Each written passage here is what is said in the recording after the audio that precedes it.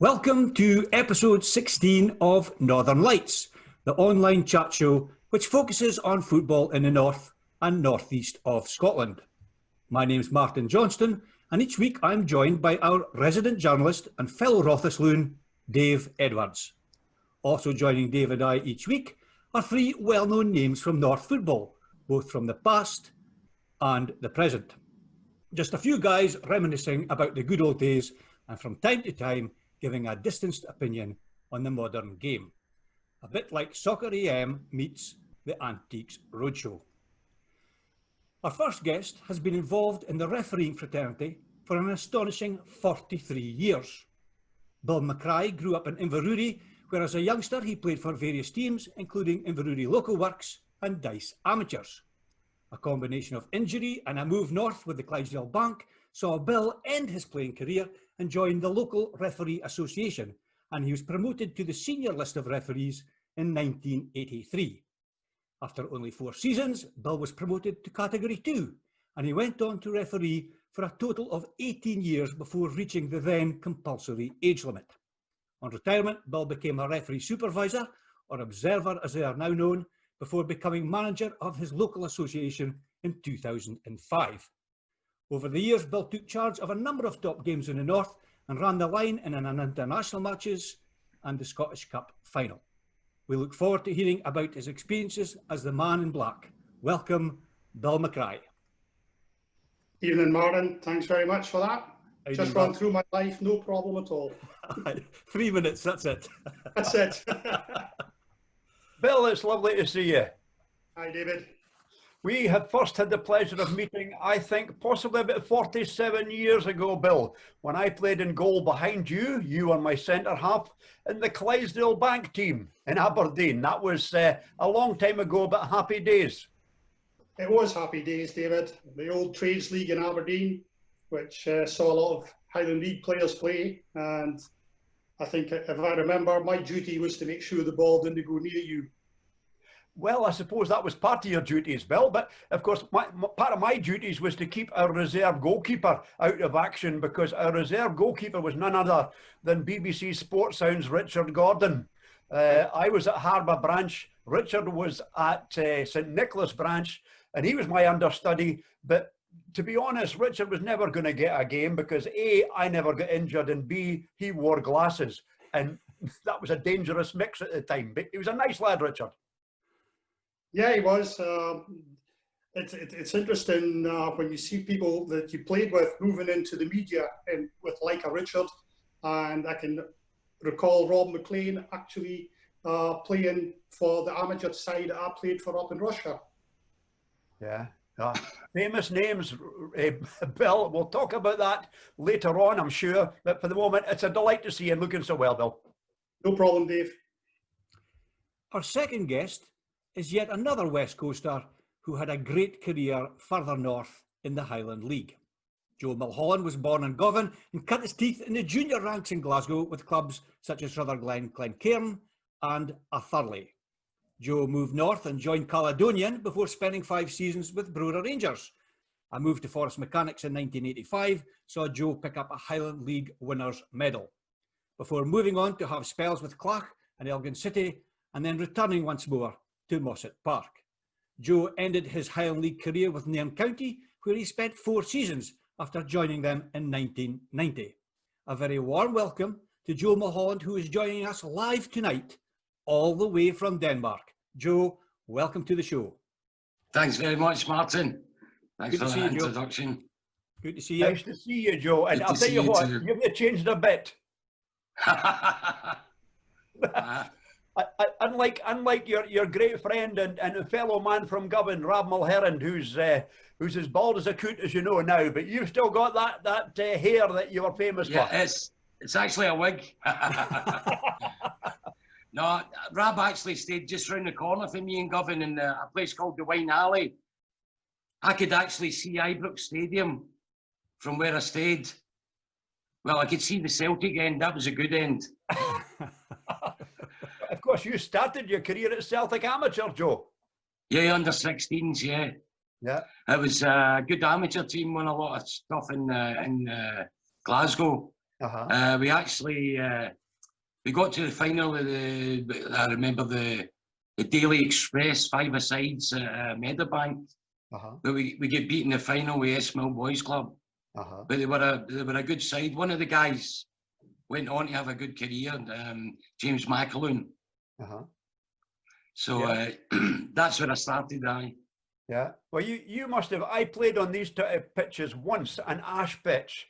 I played on it once. I skinned my leg, I skinned my bum, I skinned my elbows, and I thought never ever again. But I take it you grew up on these pitches, Joe. Yeah. The first time I played in grass was when I turned junior. All the pitches I played in were actually black ash or red ash. Some people call them red blaze, but I enjoyed playing there. It was difficult going from playing on red ash to the grass. You obviously weren't a goalie, Joe. You wouldn't have enjoyed it at all. No, I was there, no. But I did actually play in goals one time in the Highland League. But once was enough, Joe. Tell us about that in a wee while. Joe, It's lovely to see you. And coming in live from Denmark. Thank you, David. Cheers. Our third and final guest this week had a magnificent career both north and south of the border. Highlander Duncan Shearer spent 3 seasons with Clachnacudden before joining Chelsea in 1983. After 3 seasons at Stamford Bridge, Duncan moved to Huddersfield Town, then Swindon Town, before joining Blackburn Rovers for £800,000 in 1992. Whilst Duncan only spent a few months at Ewood Park, he made a major contribution to Kerry Dalglish's side, winning promotion to the Premier League. Duncan then joined Aberdeen for £500,000 that summer, and he became a firm favourite at Pittodrie over the next 5 seasons, picking up a League Cup winners' medal along the way. Duncan ended his playing career with Inverness Caledonian Thistle before leaving in 2002 to return to Pittodrie as part of Steve Patterson's management staff. Duncan then was appointed manager of ambitious Buckie Thistle in 2004, where he oversaw them win 2 Aberdeenshire Cups and an Aberdeenshire Shield before leaving in 2008. Welcome to Northern Lights, Duncan Shearer. Thanks, Martin. Appreciate that introduction. Good to see you, Duncan. As I said earlier on, you're looking very well. You're looking extremely fit, Duncan. I think the last time we had the pleasure of meeting was at, a ground you were synonymous with as a youngster, Claggan Park. I think we were both down covering the Scottish Cup game against Albion Rovers, if I remember rightly, last season. That's correct, Davey. Yeah, we're down there. I work for a company called, they Perform now they're called. They used to be called Opta, and they do the statistics and that, so I got sent down there, so only too happy to go down, and the night after the game was probably better than the game itself, to be honest with you. Yeah. And I know you like to go home quite often as you can to Fort William, Duncan. Oh yeah, absolutely. Well, my family are still there, and I try and get back as much as I can. Now, I know you scored many goals, but tell me about one of your brothers scored. Do I remember right, your brother Finlay scored from the halfway line one time? Yeah, John Teasdale. I met John later on in my career when I came back to Aberdeen, and he tells me the story that they played, Elgin City went down to Fort William one day, and they were winning the usual 5-6-0 at half time. And John says, our goalkeeper kicked the ball out in the second half and only reached the halfway line.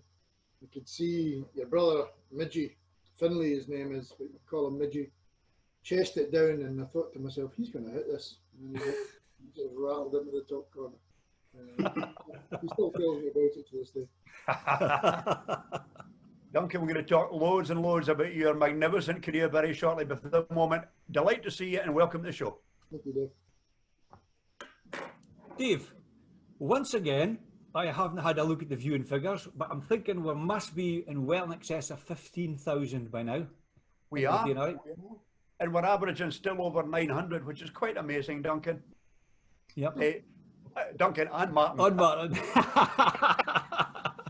Easy mistake to make. Yeah. When we started, we thought we might get 30, 40, maybe 50 at a push, but to have over 900 per show, it is amazing, really. Certainly is. Have we had any shout-outs this week? Yeah, well, I'm going to have a big shout-out to our pal Martin Stewart, because he's the only one that came close to working out how many how many players from the Lochaber area have played a full-time career. And Martin guessed a couple, but I seem to have stymied most of them here. Remind us what the question was, Dave. Well, the question was, including our great friend, it says Michelle Shearer here. There we go. And last week's guest, John McGinley, name me as many full-time footballers from Lochaber as you can. Guys from Lochaber who played full-time football at any time in their career. And we've got about half a dozen names, or maybe 7, including John McGinley. I'll run them past Duncan and maybe he'll confirm them. 1 is John McGinley. 2 is Duncan Shearer himself. 3 is Dave Shearer. Would that be right, Duncan? Your brother Dave? Donald Park?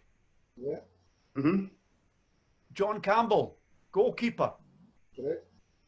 And from the long-term past, Don Gillis, Yeah. who went on to play for Clark and Bristol City. And 1 we've thrown into the mix, George Pelly Campbell, who played full-time here and, of course, over in Australia also. Correct. Yeah.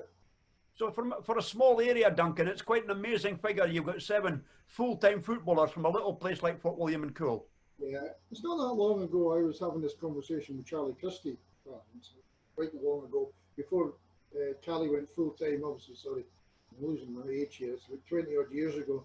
We were having this conversation how there were so many full-time players come out of such a small village compared to what was up in Inverness.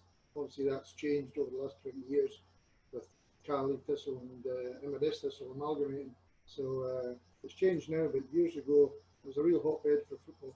There's a couple of other players, there's a Stuart McKinnon from Kinloch who went on and had trials and that, but you're right what you're saying with your question, to go on for a full-time career, but there were still quite a few who had the chance to go further. Yeah, a hotbed of football is Lochaber. Thanks for that, Duncan. Back to you, Martin. On this day, gentlemen, 1986 we've gone back to, and the RB Farker Highland League got on its way this day that year with some very, very interesting results. Defending champions Forest Mechanics were idle, whilst last season's runners-up Elgin City could only manage a draw at Claggan Park versus Fort William. 2 goals in 60 seconds saw a Neil McLennan effort for City cancel out a Denison strike for the Fort.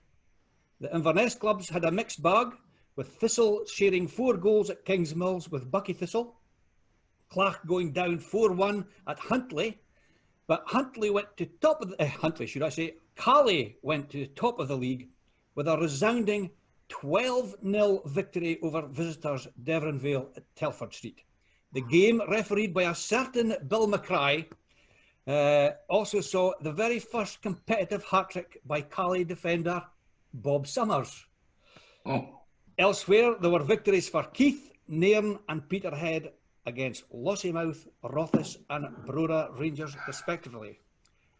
Also on this day, 1986, making their senior football debut were new boys on the block, Cove Rangers, who earned themselves a replay in their Tennent's Highland League Cup preliminary round tie at Belsley Park when they drew 1-1 with Fraserburgh. Now, who would have thought 34 years later, Cove would be preparing for their first season in SPFL 1 as League 2 champions, and that 5 other Highland League clubs would also be in the SPFL in one form or another. And incidentally, Cove would beat the Broch 3-1 in the replay on the following Monday evening, thus securing their first ever senior victory. And there's a wee footnote here on the Cally 12, Devonvale 0. Stuart McPherson says at least 11 of them were offsides, Bill. I can believe that. Stuart would say that. I'm just trying to think, and Bob Summers, they must have all probably been headers. Well, there's not many folk like to get in the road of Bob when he was... No, true enough. Once he was airborne, that is for sure. So that was this day in 1986. Thanks for that, Martin. Over to you, Dave. Yeah, Bill. Yeah, David. Let's take you back to your playing career. You're an Inverurie boy. You started with Locos and Locos A. Well, no, not really. When I left the school, I went into amateur football, and Okay. there were two amateur teams at that stage. Well, one amateur team initially, which was Inverurie FPs, which was the old school team, with some Highland League and junior players who'd come back into it, and we had a really good side. After a couple of years, a new team called Brora Thistle were formed, and I moved to them. And again, it was a mixture of amateur players plus some ex-senior players, and with a really good side, with a really good forward line. In one season, 3 of us who played up front had over 120 goals between us. And Duncan, I scored quite a lot that year, but I can guarantee you none were as good as the goal I saw you score at Ross County for Clach. But I was fortunate. That year I had 59. Could I get to 60? I missed 3 sitters. But then I did manage to get a few games with the locals A and with locals, but I never managed to get a contract with either of them. Before then, with my work, I moved to Aberdeen and I joined Dice Amateurs, who I stayed with for quite some time before I left Aberdeen. Now, I knew you as a centre half, Bill, so that wasn't your first position. No, all the time right through school, etc., I played up front, somewhere on the left-hand side of the park. Never really as an out-and-out centre forward, but probably my one strength was I was quite quick, and all the time that I played amateur football, it was as a front man, and I had a reasonably good average. One season, Elgin City did come and have a look, but as everybody told me, I didn't have a right peg, and that seemed to be the problem. Yeah, no, I played up front for many years. Although in the Trades League, I did play centre half. Yeah. We'll give a shout to 1 or 2 of the guys we played with, just to give them a mention. You never know. The likes of Jim Rennie, Ian Adam, John Duff, Baird Webster. We played with them all. And they were happy times, Bill. They were good times. The Trades League in Aberdeen was as I said earlier on, was quite a tough league, because there was a lot of the Highland League players used that to keep fit during the summer. And the bank had a good team. We actually won the Trades League in one season. We won it by basically beating a team from Peter Cameron's, who were the plumbers, the Trades League, and they basically consisted of all Highland League players. But we had a good side at that stage, and we did well. But yeah, it really was enjoyable football. It was tough. The games were tough, but it was. I got my own back and 1 or 2 people by moving to centre half in the summer. Didn't you just? Now, what made you make that huge transition from playing football to move to the dark side, Bill? The last year before I moved up to Dingwall with the bank, I got promoted with the bank, sustained a knee injury, and I was out of football for about 9 months, although I did go back and play amateur football up in Rochaber as well. But Gordy Black, who was a senior referee, was one of the juniors in my office, and he convinced me to do the referee exam up in Golspie. And the course was run by Gordon and by Billy Knowles, ex-senior referee, and went through it. Gordon convinced me to do a few lines, still wasn't too keen in going the full hog, still playing football. But after a period, I got involved in schools football, under 16s, and then the referee association said, well, it's changed now, you can actually play football and referee, but at that time you had to be either a referee or you played football. So really the decision was, if you want to go further, you're going to have to stop playing, and which I did. Moved on to become a referee in the North Cali, and from there things just progressed, and thoroughly enjoyed it.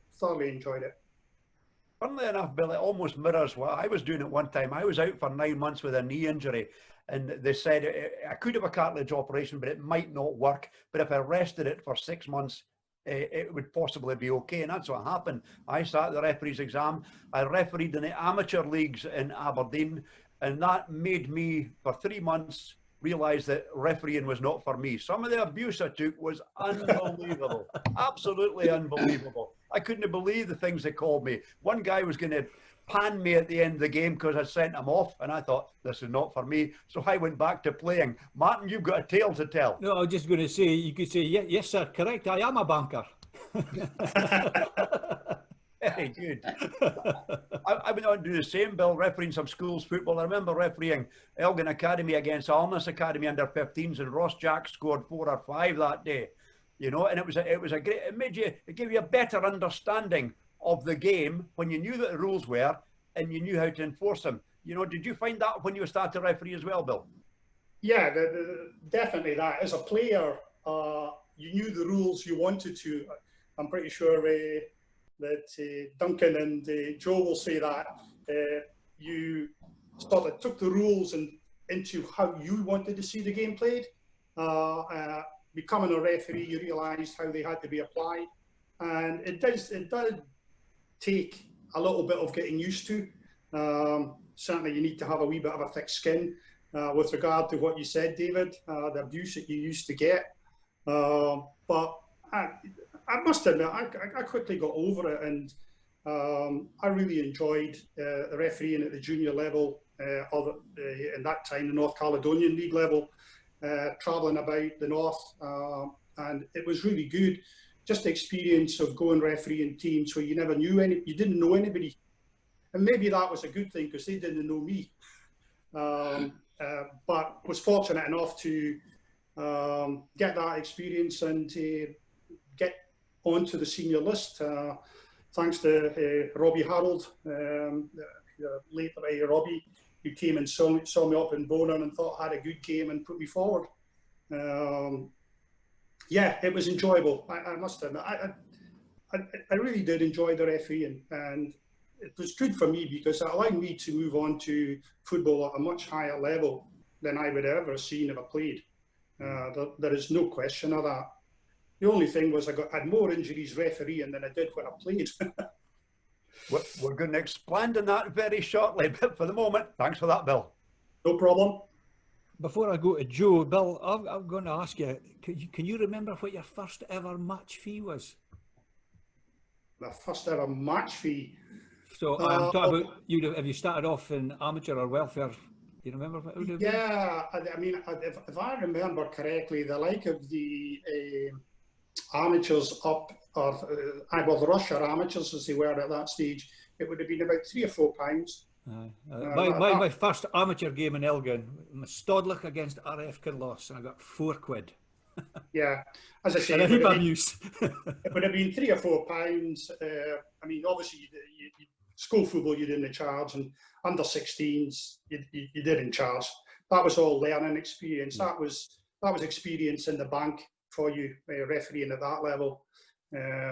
Sometimes the best experiences, Dave, because I did a few school games in my time as well. I refereed the Cock of the North Cup final between Mintlaw Academy, including the likes of Ian Scott Murray, Chris Hunter and company, against Charleston Academy from Inverness at Kynoch Park. And I'm walking out there thinking, oh, this will be a nice, easy evening, no hassle. And I looked across to the dugout, and who's sitting in the dugout in charge of Charleston Academy? But Jimmy Johnston, the SFA supervisor. So I had to be kind of on my best behaviour. But actually, the first time I've turned up to a school game and a supervisor's been in charge of the visiting team. I think I had a couple of occasions at Speyside High when a certain Mr. McCry was in charge of Forest Academy. But we'll not go into that. Wasn't in charge of Forest Academy, Forest Academy football team. But I also got the rough edge of Jimmy's from Jim Johnson a couple of times when he took his team through to play in Dingle. So you're not the only one, Martin. Joe. Yeah. Growing up in Govan, I can't remember if it was the start show. You mentioned it before we came on air.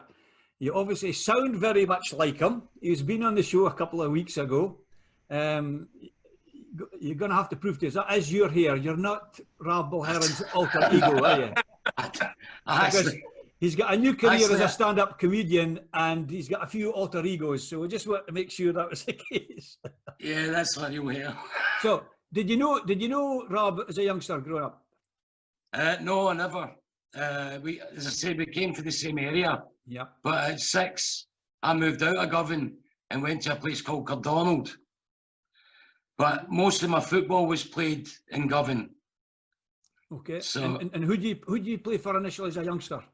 I started off after Celtic Amateurs. I went to St Anthony's Boys Club, and as you know, they've got a junior team up like this different level. But we played on their pitch, and that was like Dave was saying before, black ash with a lot of stones on it. It was a terrible pitch, and Alex Ferguson's father used to come to a lot of the games. And he asked me to go along to train with St Mirren. So I went along there and had a great time. It was a Rangers player that actually taught me the technique for striking a ball then.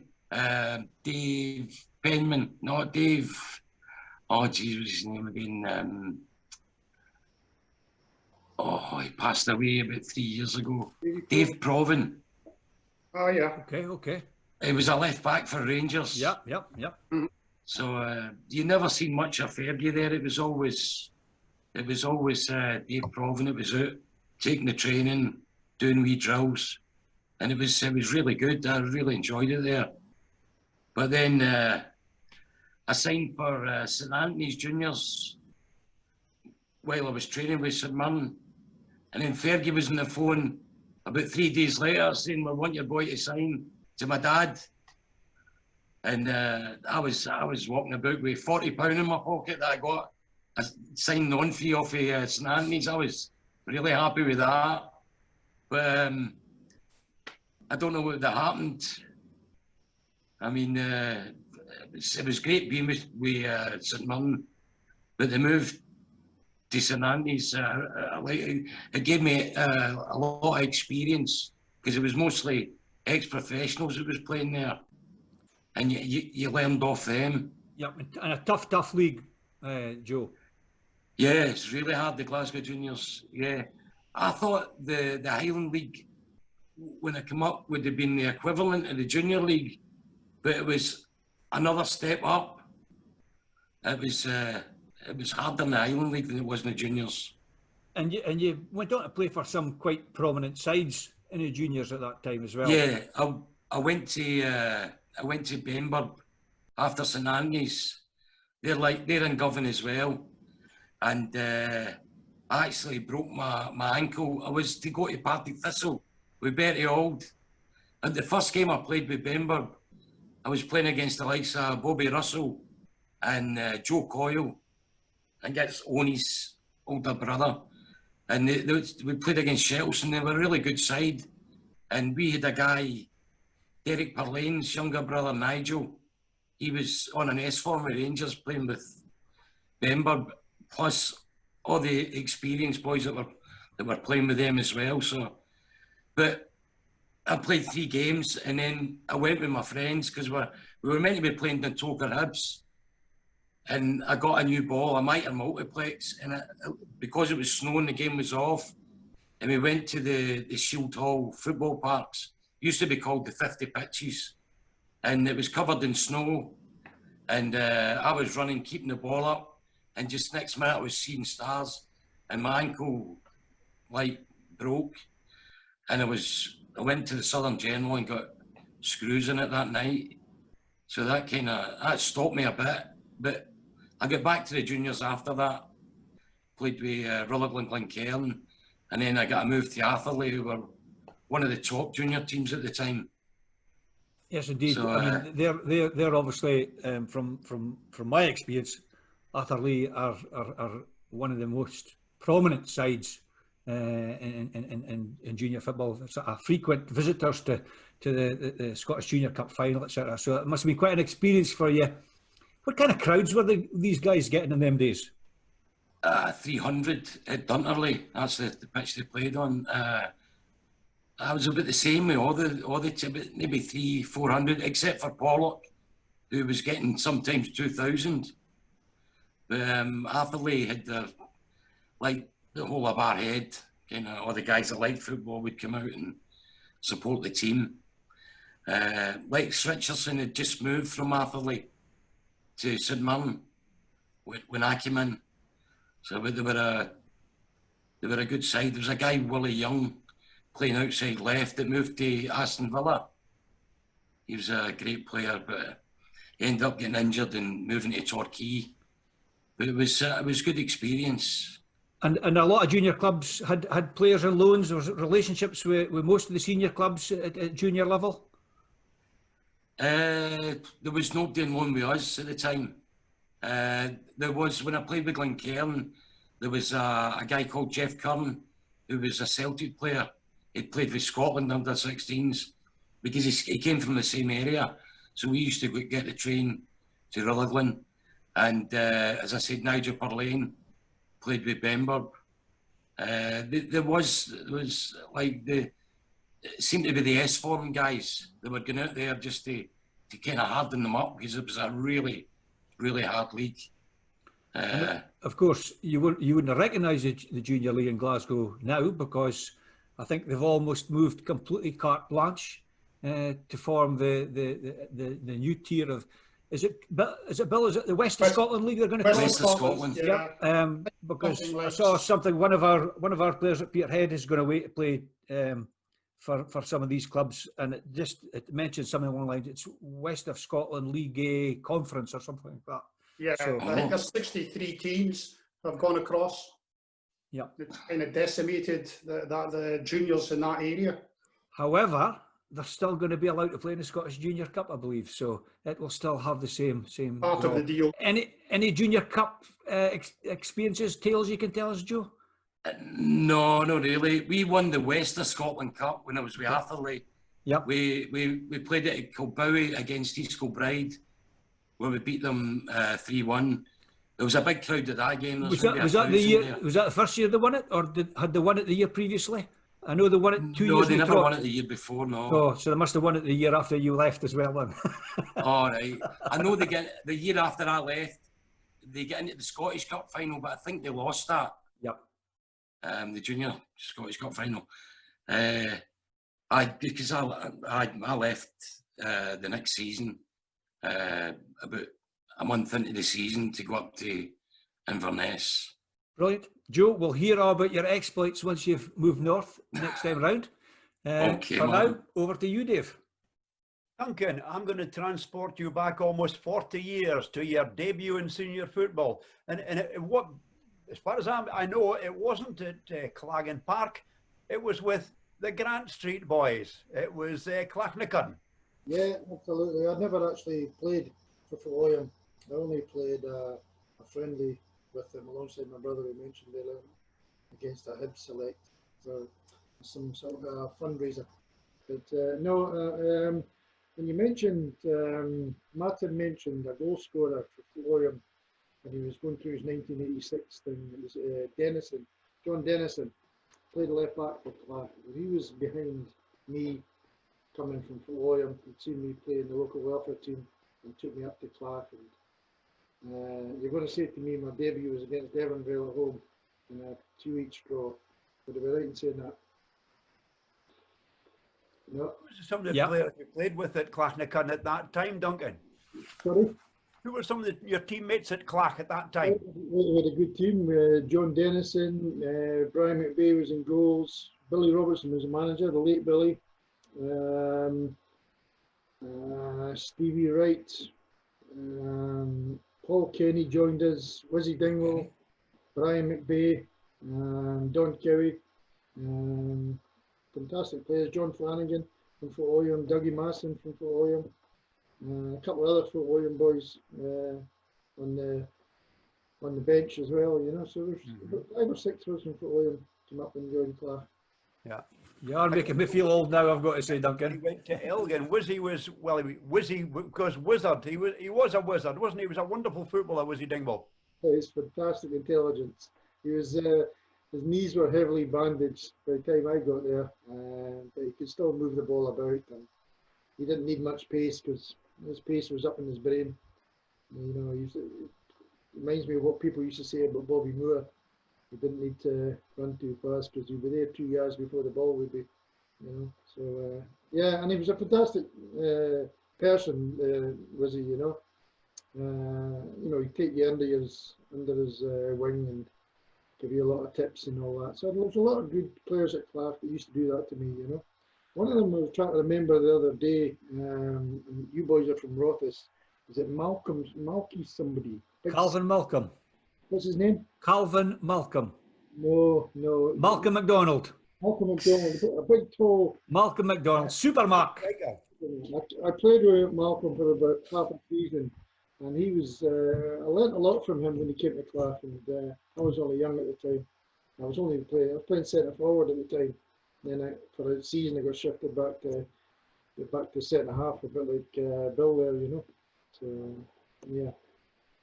I played with Malcolm McDonald at Rothes Decimals later in his career. He was a super player. He was a big lad. He'd been a good touch, Duncan. A very tidy touch. Yeah. You don't often see that from big tall lads, you know. But he was again an awful nice person as well, because we used to sit beside each other afterwards in the bar and have a pint. But you know, I enjoyed playing with Malcolm. Yeah, Martin's coming in. I just want to say, Malcolm also used to make a few pound for himself in the summertime.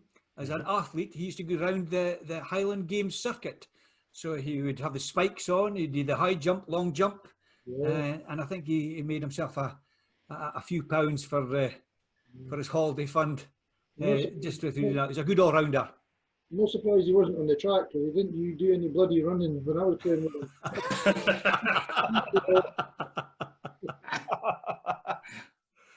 Clark always had a great support, Duncan, and I'm sure you were a favourite with them. But the Merkins guys were a good bunch of supporters, weren't they? They're fantastic, and they still are to this day. You know, they've gone through since they won the league not so long ago. They seem to have dropped a little bit, and a lot of that's got to do with money as well. You know, they don't have that finance, or I should say, a lot of the Highland League clubs have pushed away from them financially. You know, your Broras and Mayans and your Locos and your Coles and all that.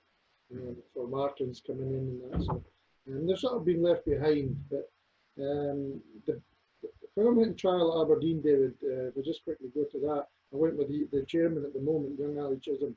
Two of us were the same age, and we went down there. So he's back there now, and he's trying his best with the club, and it's great to see, you know. Yeah. There was a dynasty at that time. There was a Chisholm dynasty. There was a Rogers dynasty. It was very much a family affair at Grant Street. Yeah, the Rogers, they're all, I still go past their shop, and there's still Chelsea players outside and that. So they must have been, I never knew too much about them with the Chelsea connection. I knew Dougie Rogers and the old chairman, the father Rogers and that. But I see they're a big Chelsea fan, so they must have been delighted that one of their players had gone on and signed for Chelsea in the early 80s. After 4 years at Grant Street, Duncan, it really was a meteoric move, and maybe a dream move to go to Clark, from Clark to Chelsea. Yeah, it's one I found hard to take in at times, because I'd already been at 16, I'd been at Partick, and the person who coached me at Partick was none other than what Joe was talking about. That's how I knew his name, David Proven. He was up with Bertie Auld at Partick at the time, and obviously it didn't go too well. It was a couple of weeks there, and then a couple of years later I went to Aberdeen on trial, and that didn't go too well either. So I was 21, David, when I played a game at Ross County for Clark, and we beat them 4-2, and this man tapped me in the shoulder in the tunnel and asked me if I'd like to go to Chelsea in trial, and I said, no. You do know I'm 21, don't you? I said, what's that got to do with it? And it was the late Rod Klein, a very good friend of Ian McNeill, who was assistant manager at Chelsea. So, as you say, that was me. I was off to Chelsea, and I have to say at the time, it was the first time I'd ever been on an aeroplane, you know. I was 21 years of age. Yeah. You mentioned Ian McNeill. I think we've all had the pleasure of knowing and meeting Ian McNeill. He was a lovely man, Duncan. Fantastic man, yeah. And he was behind the signing of my brother you mentioned earlier on, my older brother David, when John Neal and Ian were manager and assistant at Middlesbrough. You know, 2 or 3 years earlier, they came to Clark and took my brother Dave down to Middlesbrough. So there's obviously keeping the family connection. Huge culture shock, though, going from the Highlands to the big smoke, Duncan. Did you take quite a while to get used to it, or did you fall into it quite easily? My first week I was down there, I was staying near Stamford Bridge, and then we get into the van and go out to Harlington. They had a place out at Harlington at Heathrow where they had a big training ground. So that was fine. It wasn't much to do. It was when I came back a couple of weeks and they'd agreed a fee with Clark, and then I went down and I stayed in this season ticket holder's house, which a couple of years later ended up being my father-in-law. So all was good. I'm not going to ask about the sleeping arrangements. He keeps telling everybody, no, he didn't. He did not. You know, we got together a few years later. Throw me a couple of names of the guys that were at Chelsea in your time, Duncan, because it was a massive club. Real players for me, you know. It's just, I trained for the youth team when I first went there. They just won the FA Cup. They were under 17s. And they were fizzing the ball about and Joe will tell you, you go to a club at that level and it's just the young kids they get from all over the whole of the UK. And they fizz it about and it's really quick. But the players that I remember have been there, obviously there was Joe McLaughlin was there from Morton, another Ian McNeil sign, and Pat Nevin was there. Also there was still some of the old Kings Road boys. Alan Hudson was still there. Played a few games with him. Big centre half, the biggest centre half I've ever seen in my life, Mickey Droy. Some of the older listeners would know about him. But they had a really good team. David Speedy, Kerry Dixon. Very difficult. I used it, for me, I used it for a learning period for me because I missed out on that apprenticeship between 16 and 21. So the next couple of years I used it to try and absorb as much information as I could, you know. Yeah. And I was never going to get into that team anyway, David. So, you know, although I played a few games, I moved on after that. Yeah. Most of the big clubs in England had more than a sprinkling of Scots in their team at that time, Duncan, didn't they? And managers, David, as well. Managers and coaches. There was a lot about, you know, a big influx. Scottish players going down there and doing really well. As I said, as well as the managers and the coaches. Yeah. So you had 3 seasons at Stamford Bridge, and then a move came to join Huddersfield. How did that come about, Duncan? I played with Joey Jones. Used to play for Liverpool. Left back or right back, I can't remember. I think he was left back. He joined Chelsea, and then he had left Chelsea and went to Huddersfield. And he had a word with Mick Buxton, was the manager at Huddersfield at the time, and said, "There's a Scottish striker scoring a lot of goals," and it was a combination league we played in at the time in London, all the reserve teams, Arsenal, Tottenham, Chelsea. And we won the combination league quite easily.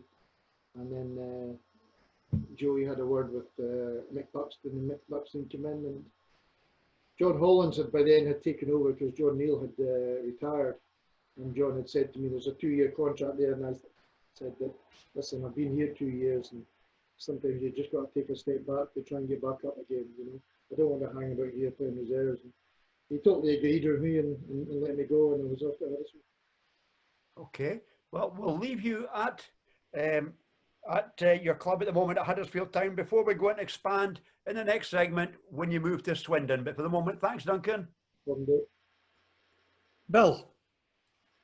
Yes, sir. Promoted to senior list 1983. Mm-hmm. Would it have been category 3A at that time, or was it just category 3? Category 3A, yeah. That's explain to the viewers what was the difference between category 3A and 3B? Well, hopefully at that time, 3A meant you were on the way up, and you would look to get promoted to category 2 from being 3A, whereas 3B were more experienced referees who had sort of come to the level that they were not going to go forward anymore, and they became what was 3B, the stand side assistant who looked after the technical area. And these guys had a lot of experience which they could pass on to you. Yes, indeed. I can vouch for that, that's for sure. So before you eventually made the Category 2 status, you had a couple of fairly high-profile line appointments. If you could maybe just talk us through those. The first one I'm going to ask you about is the international match down at Wales. Yeah, it was a great opportunity for me. At that time, a lot of assistants, 3As, did not get more than probably one international appointment in their career, because referees, actually Category 1 referees, also ran the line. So that there was limited opportunities, but to get the opportunity to do an international game, it was the last season of the home championships, the British home championships, and the game was obviously Wales against England, and for me it was a tremendous experience. Duncan mentioned about the first time he'd flown. It was exactly the same. It was the first time I'd been in a plane. Nice short hop down to Manchester to meet up with Davy Syme, the referee, and we stayed in Chester, although the game was at the Wrexham Racecourse. Yeah, the game itself passed very quickly. I think when you're in a situation like that, everything sort of goes fast for you, but it went well, and Wales managed to get a victory, a home victory, so the home crowd were delighted. The one thing that I do remember is I had to stop Mr. Lee, who played for Liverpool, trying to take a quick throw in, and I got a real mouthful, and I went, "Pardon?" Allowed to speak like that. But, no, it really was a most enjoyable experience. And you mentioned earlier on about match fees. The match fee for that international was £10. Wow. That was the match fee for that international. It was funny because you mentioned that earlier on, and just showing you how refereeing has perhaps moved on. During the day, we went for a run round the hills in the North Wales, and went for a bar lunch, fish and chips and shandy just before an international match. So things have certainly moved on from that time, Martin. A proud moment. Obviously, we're joined by Dave Edwards, who represents this country, and Duncan, who represents this country, and I was very fortunate, like yourself, to get an appointment. And I just can remember standing for the two countries for the national anthems, thinking to myself, God, is anybody going to hear the national anthems over above my heart? Because my heart was going absolutely bang, bang, bang. And that's about all I can remember about my game, was waiting to go out the tunnel and standing for the national anthems, and then it was just over in a flash. But a really proud moment for you, Bill. Yes, no, it was, and 100%. That's exactly what happens. You get into the zone, ready for the game, and everything just it is just like a wall of sound. And once the whistle goes, you've just got to be focused, like everything else. And the game just passed by in a flash. Unfortunately, there was nothing in the game.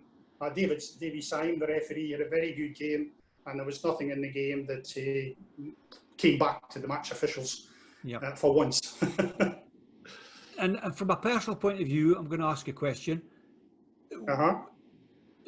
Normally, there was a memento given on the day from usually the host nation and the visiting nation. That's not so much what I'm interested about. And more so, did you get anything from the SFA as a memento for your day? Because my biggest gripe is that I looked upon it that I was representing my country, and the only thing I've got to show for that is a letter saying that I'd been appointed. Now, I know that we're looking for cups, but it would have been very nice, even if you got a wee certificate or something to say that. Yeah, basically, I would agree with you, Martin. All I've got is my appointment letter and the programme from the game, which. All the match officials signed. There's nothing tangible from the Scottish side that you've got that you had done that game. No. Duncan? I was just going to ask, Bill, do you not keep your referees' tops? Are they not embroidered, the game you're doing, or? Not at that stage, Duncan. I did the Scottish Cup final, and I always imagine referees that do finals and that have got their own, like players have got tops, things like that. no. Well, Sorry, Martin. what I could say, 1994 was my international. We had different shirts from the referee. The two assistants had their SFA shirts, and the referee obviously wore his FIFA badge. Now, for my own personal interest, I got my shirt embroidered, and it's hanging in my wall in the hallway here, along with the match programme and some great big spiel in German, which it could actually be a menu for the hotel for all I know. But I'll tell you how bad it was, and this is a criticism, because when we arrived, we were kitted out with the SFA had Umbro kit at the time. We got kitted out with the nice Umbro tracksuits, etc., and we had to hand them back on the last day of the trip. So it was, and I mean, I wasn't looking for a freebie tracksuit or anything like that. It was just to be nice to have a wee something to say, and that's maybe something. Even if the Corners of Power are watching this video, then that's something maybe you want to consider for the future, guys. That there comes a time in life. I would say I'm banned from going up into the loft for the Christmas tree now because I take about 4 hours to come back down again. But it would be nice to have a. It's an age thing. It's because my wife takes away the ladder. To be fair, Martin, the guys nowadays do get shirts embroidered for cup finals, the referees kit, internationals, etc. Those kits are embroidered with the game on it, but in our time, no, that didn't happen. Yep. In fact, when I did the Scottish Cup final, Dougie Hope, who refereed it, managed to get equipment for us from one or two sponsors for it. But those were just the days. To me, representing the country, Wales against England, was really what it was about. And as I say, I've got the programme and I can show my name in it. So I did do the game. Yeah. So speaking about cup finals, a couple of years later, 1986-87, it must have been 86, you were appointed linesman to the qualifying cup final. Yeah, to me, that was a great competition for Highland League clubs. Obviously, the semi-finalists got into the Scottish Cup. You had to get to that distance, and it was a great competition. Carly played roughest, and 2-1 the score. Referee was Jim McGilvery, because those games, although the early rounds were refereed by local referees, the final was always a listed official, a top category 1 official. And that particular match was Jim McGilvery from Edinburgh who came up and did it. It's a great game. Thoroughly enjoyed it. Again, no issues in it. Absolutely no issues. It went well for Jim. I remember him, I can't remember if it was before the game or after the game, but he presented Elgin City with an old pair of boots. And before anybody says anything, yes, I did start with these. But you know the ones where you hammer the studs in? Jim presented a set of them to Elgin City, and they were in the Elgin City boardroom for years, that set of boots. But it was a great competition, the qualifying cup. It really was. It was great to be involved in it. I mean, refereed quite a few games in it as well, and I just found it a great competition. It's obviously better for the fact that all the Highland League teams are now in the Scottish Cup. But at that time, it was that was a real bonus for Highland League sides to win that trophy. A beautiful trophy as well, lovely trophy. Yes, indeed. And of course, there was a very young, up-and-coming secretary with Rothes on that day. I wonder what happened to him. I'll say nothing about the hair growth. Not in the top of the head, that is. I'm going for the comb over. So, 1988, and you're promoted to Category 2. Now, again, for the benefit of the viewers who might not know, what does a Category 2 referee What's his involvement in the game? At that particular stage, Category 2 referees would referee the Lochaber Rangers, Celtic, Aberdeen reserve games. You were obviously considered to have an opportunity, perhaps, of if your performances were up to scratch, to get to Category 1. And these were great games from my point of view. I managed to referee at Celtic Park, Tynecastle, Easter Road, Aberdeen, Dundee United. Never got to Dundee.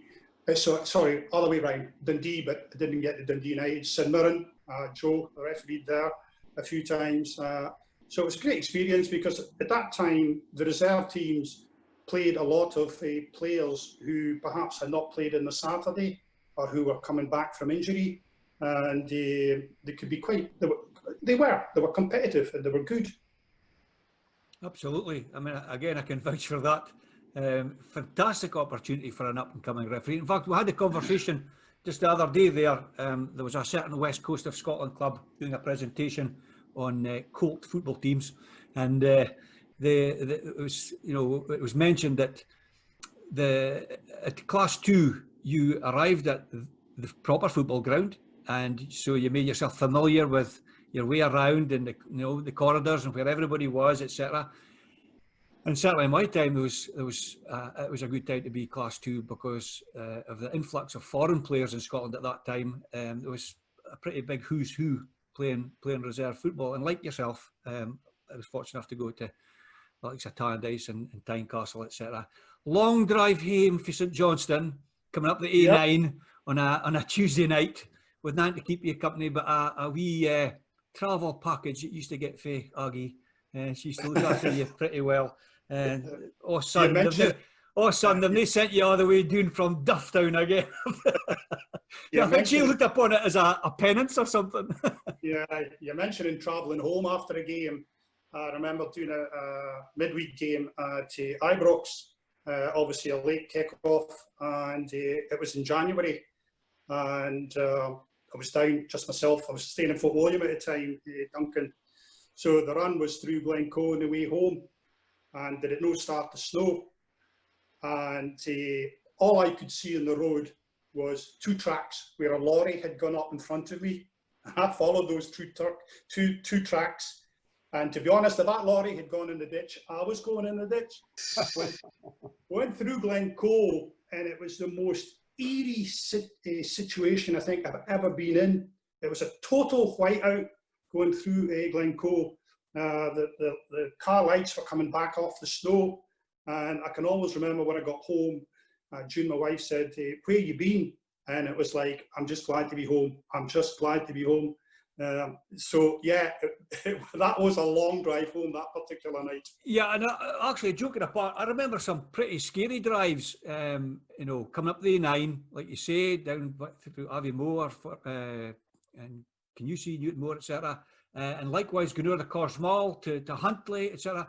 And you always made the effort, because, and this is maybe just the way I thought, you made the effort because you didn't want the guys at the Scottish League thinking that you couldn't potentially get to a game because of bad weather, because, well, it'll be an easy call for him in the future. Well, we'll not appoint him to go to Edinburgh on a Tuesday night because he's forever calling off because of the weather. So you always try to fulfil the game. Fortunately, a lot of the time I was Category 2. I was manager of the Clydesdale Bank in Fort William, so I could arrange appointments so I could get off early in the afternoon to get down for the football. So it was quite handy being the boss at that particular time. Bill, I'm going to take you now to 1992, the pinnacle of any person's career, I would say, and an appointment to the Scottish Cup final. Yeah, I think if you're a referee in Scotland, within the Scottish game, that is the pinnacle of your career. I think I mentioned earlier on that Dougie Hope was the referee, and first time I'd ever been on with Dougie. I was a bit surprised actually to get the final, because I'd done an earlier round involving Aberdeen and Rangers, where Rangers had won. So I was a little bit surprised, but absolutely delighted to do it. it was Hampden at that time. It was full, but it wasn't full because it was a time of the redevelopment where they knocked away all the standing terracing. So it wasn't like 100,000. I think it was about 40 odd thousand was in, but it was still noisy. And yeah, a thoroughly enjoyable game. Dougie Hope just had it in his back pocket right from the start. Aitley McCoy scored for Rangers, and Andy Smith, ex-Highland League, scored for Airdrie, a cracking shot from the edge of the box. There was another player offsides, and I was quite glad I didn't flag against him because he didn't interfere. It was a cracking goal. But yeah, only from my point of view, I had only one nervous sort of decision where very tight offside, this Goch came out. Can't remember who the Airdrie player went through, and I'm thinking, I hope I've got this right. But fortunately, Gorham cleared the ball, and that was it. The Rangers bench went mental. Hugh Williamson had to try and control them in but fantastic day. Great to have, in your collection a Scottish Cup final medal. Something I can pass on to my son in due course. So, no, absolutely fantastic. Superb, Bill. So, line appointments, yep. But then you started getting cup final appointments of your own as a referee, and you refereed the Highland League Cup final in, let's see, was that 89? Yeah, it was interesting. The two North Cup finals both went to replays. Like must be a bit like Tom Wharton. He always managed to get a replay out of these games. Yeah, the Keith against Carley. Two really good sides at that particular time. First game was a pretty tight affair, 1-1. To my mind, it needed a bit of control. But I can always remember reading the press on the Sunday and the Monday, and I got absolutely slated for my performance. But hard to take at the time because I thought I had a good game and I did get a good assessment from the assessor. So, but that's part and parcel of being a referee. You've just got to take it on the chin and just move on. The replay was much more open, 3-2 to Keith. They just shaded it on that particular evening. It was a really good game, and I had a good game as well. I know that I got a good, well, to my point of view, I had a good game. I got a good assessment out of it again. It still didn't manage to satisfy all the Carley staff, etc. But hey ho, that's it. You're a referee and you're out there to control the game and do your best in it. You're not trying to favour one side or the other. And you're then on a run, obviously, because you get the North Cup final the year following that. Yeah, that was the first game. It was at Mossett Park, and the first game was absolutely ruined by the wind. There was a howling gale that just went from one end of the pitch to the other, and it just spoiled the game, to be honest. It absolutely spoiled the game. Elgin City against Inverness. Again, at that time, Elgin City had a really good side. But in the first game, there were two teams were evenly matched. The wind just absolutely spoiled it. The second half, the second game, Elgin won the game reasonably comfortable. To be fair, good football was played in the second game, and I had no real issues as a referee in the game. It was those two were actually two very enjoyable games to referee in, and again, thoroughly enjoyed it. The only problem was having to do a pitch inspection at the Mossett Park, because at that time I was still down in Fort William. They wanted an early morning inspection. But when we got up to the Mossett Park, they had managed to get most of the water off, and it was fine. It was good. But yeah, it was enjoyable. Really good.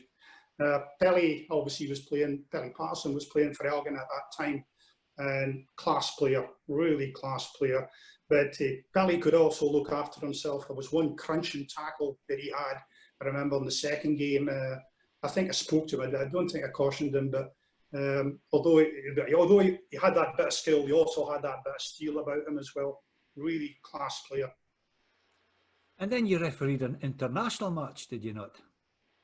Yeah, we were fortunate. I was fortunate at the time. Rod Houston and Dougie, I can't remember his last name for the life of me. He's now passed on.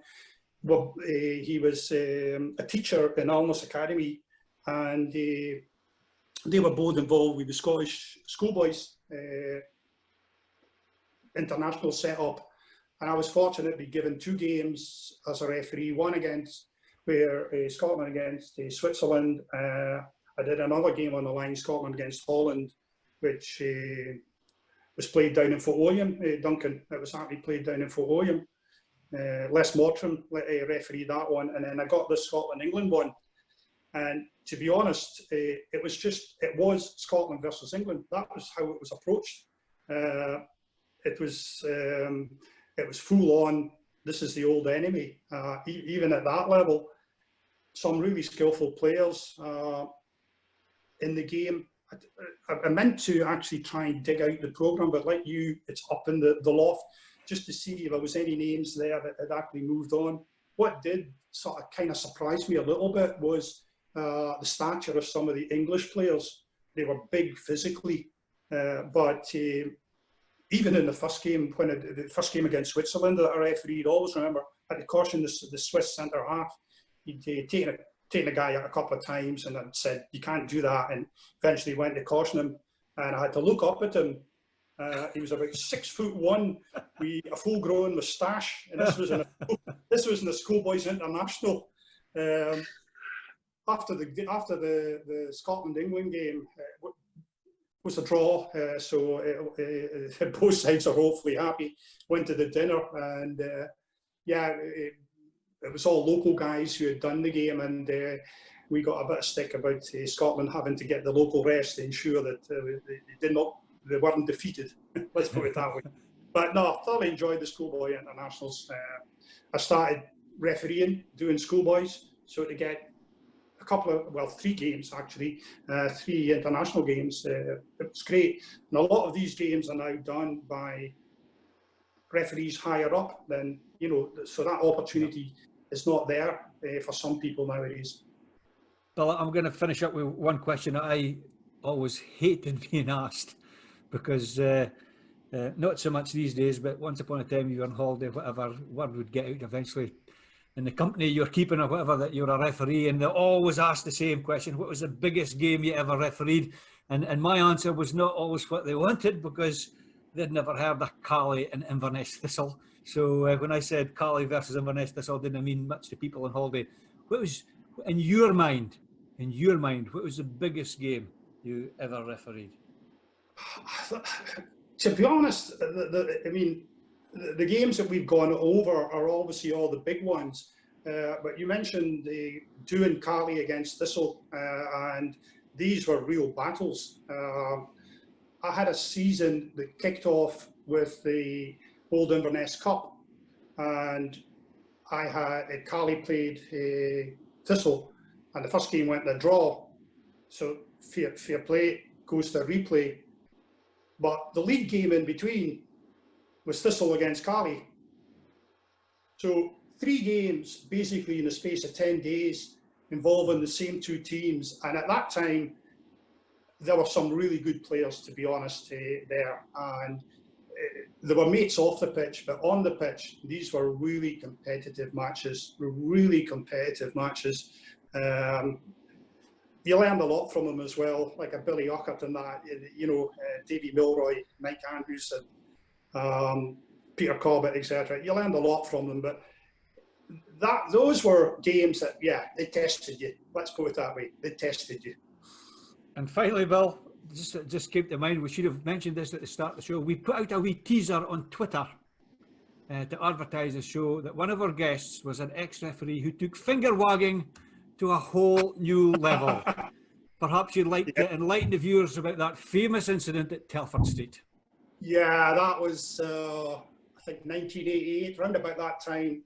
And end of season, Cali and Bucky Thistle were going for the league. And really, that game was going to decide who won it. I got up there reasonably early and went to check the nets. And the net was off the hook at the Howden end. So thought, no problem, I'll just jump up and click it on. Unfortunately, my wedding ring caught on the hook. Finger came straight through, and I'm standing looking at this finger with the skin over the top, looking at it and thinking, oh God, I'm supposed to be refereeing in an hour. And so I pulled the skin back over the top of it, and Terry McDonough, who's now no longer with us, unfortunately, one of the linesmen, got him to run me up to Raigmore Hospital, went into A&E and said, can you stitch this for me, please? And the woman said, you don't get any stitches, pal, you're going to theatre. I'd broken the finger in 3 places, and it's like the impression is degloved.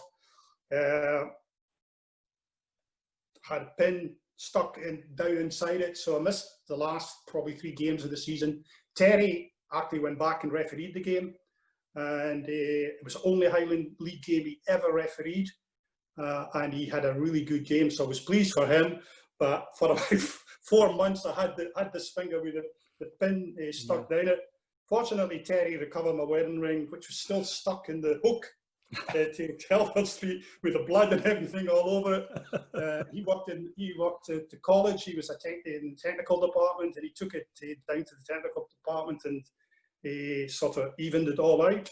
But yeah, it was, let's put it like this, it was an experience I didn't want to sort of ever go through again. If it's any consolation, Bill, certainly in my time, every young aspiring referee, regardless of what level, in their pre-match instructions of what to do and what not to do, used to be told the Bill McCry story at Telford Street, because easy done, and you're not the first. Nope. Possibly you weren't the last, but No, sorry, Duncan. I think you found that a wee bit difficult. No, listen here. I've grown up watching the welfare in football. The amount of times I've heard stories, the exact same thing. Yeah. They done away with the hooks and started using the tape after that. For a while. Yeah. But, easily done. Horrible. Fascinating stuff, Bill. We'll hear more about your next stage of your career later, but for now, over to you, Dave. Thank you very much, Mark. 2 things I'll mention to Bill. I remember Terry McDonough. He was a lovely man. Lovely man. Yeah. Very, very sad what happened at the end. I mean, Terry was a meticulous person, and he was a climber, and he'd done the Munros. I think this was his 3rd time round the Munros, and he couldn't get out in the hills. And eventually the weather cleared and there was a break, and he decided to go and do this one because that would completely set. But unfortunately he slipped and was killed. But fantastic guy, fantastic guy. In fact, to be perfectly honest, had Terry taken up refereeing earlier, because at that time there was a cut-off whereby once you hit a certain age, you couldn't go on to the senior list. If Terry had taken it up earlier, Terry would have made an excellent senior referee. Excellent senior referee. Yeah. Another point I'll make is you mentioned that qualifying cup final when you were slated in the press. I can reveal it certainly wasn't me. It must have been Mike Tremlett. No, it wasn't actually. It was before Mike. Before Tremlett. You share the name, David? Oh, Mike Edwards. Love. David Love. David Love. Yeah. David Love. Yeah. Well, there you go. No, you're safe enough, David. It wasn't you. It wasn't you. or as he's known in Bill McCry's house, David near Love lost there. No, the thing was, it's like everything else. When you saw it in press and that, you go, oh, I didn't think I was that bad, but yeah, you move on. You move on. It's like probably as Joe and Duncan there would say, if you've got a bad game, you get that out of your system, you move on to the next one. You can't look back and say that. No, you just get going. You get going again. You've got to have motivation. Quite right. Well, we're going to move on back to Joe. Joe, after a glittering career with some of the top junior clubs in the west of Scotland, you found yourself moving to Inverness Cally. Was that with your job a move to the Highlands, Joe? How did that come about? No, I was actually thinking of moving to Australia and playing football out there. But there was an advertisement in the newspaper for a manager. And anybody who was applying for the job was to write to Rodwell Klein. So I wrote to Rodwell and asked him, was he looking for any players? And then I got a letter back up to Inverness. Had a couple of trial games, and it was Billy Hunter at the time. God rest him, Billy. He passed away on Sunday. Billy Hunter, the ex-Cali manager. He signed me, and he played me for the full season at left back, which I didn't think I was a left back. Well, I'm not a left back, but he played me there. I mean, like I would have rather played in midfield, but Big Roddy was at right back, so I couldn't get in there. Roddy Davidson. So we done okay that season. Kevin McDonald was there. He was a great player. There was they had quite a young team. John Dock was there, who was quite experienced. He'd already played with Aberdeen and Elgin.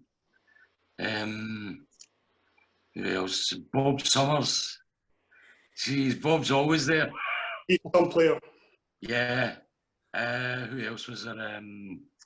Ray McIntosh, but he left to go to Ross County. And then we played Inverness Thistle in the semi-final of the Inverness Cup. We beat them 2-1. So we were going to play against Ray in the final against Ross County. And that was a really good game. We went into extra time and we lost 5-4. It was a brilliant game. So I actually got the man of the match in that game off of John McDonald. I know he was mentioned before in the broadcast, but he was a great man, big joke.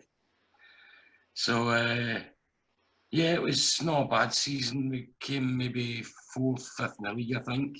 Yeah. And then Billy Hunter left at the start of the next season, and Alec Main came in, and we played Devonvale away in one game, I remember. And then the next week we were up at Brora. I worked in the railway by then, and I was up at 3 o'clock in the morning, done a full shift, rushed, got a shower, got my boots, onto the bus, and we went to Bonner Bridge, and then he announced the team at the hotel. We were having our meal, and I wasn't in the team. I wasn't on the bench, and I thought I'd done really well the week before. And I spoke to him, and I said, I'm wanting away. And he says, oh, well, we need to wait till the committee have a meeting. And I said, oh, the committee's here. I said, ask them now. And he came back 10 minutes later, and he says, okay, we'll release you.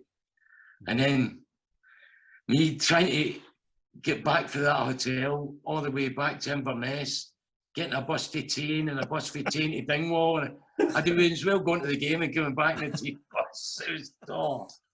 But then after that, I started to train with Clack. And Big Dunk was there at the time.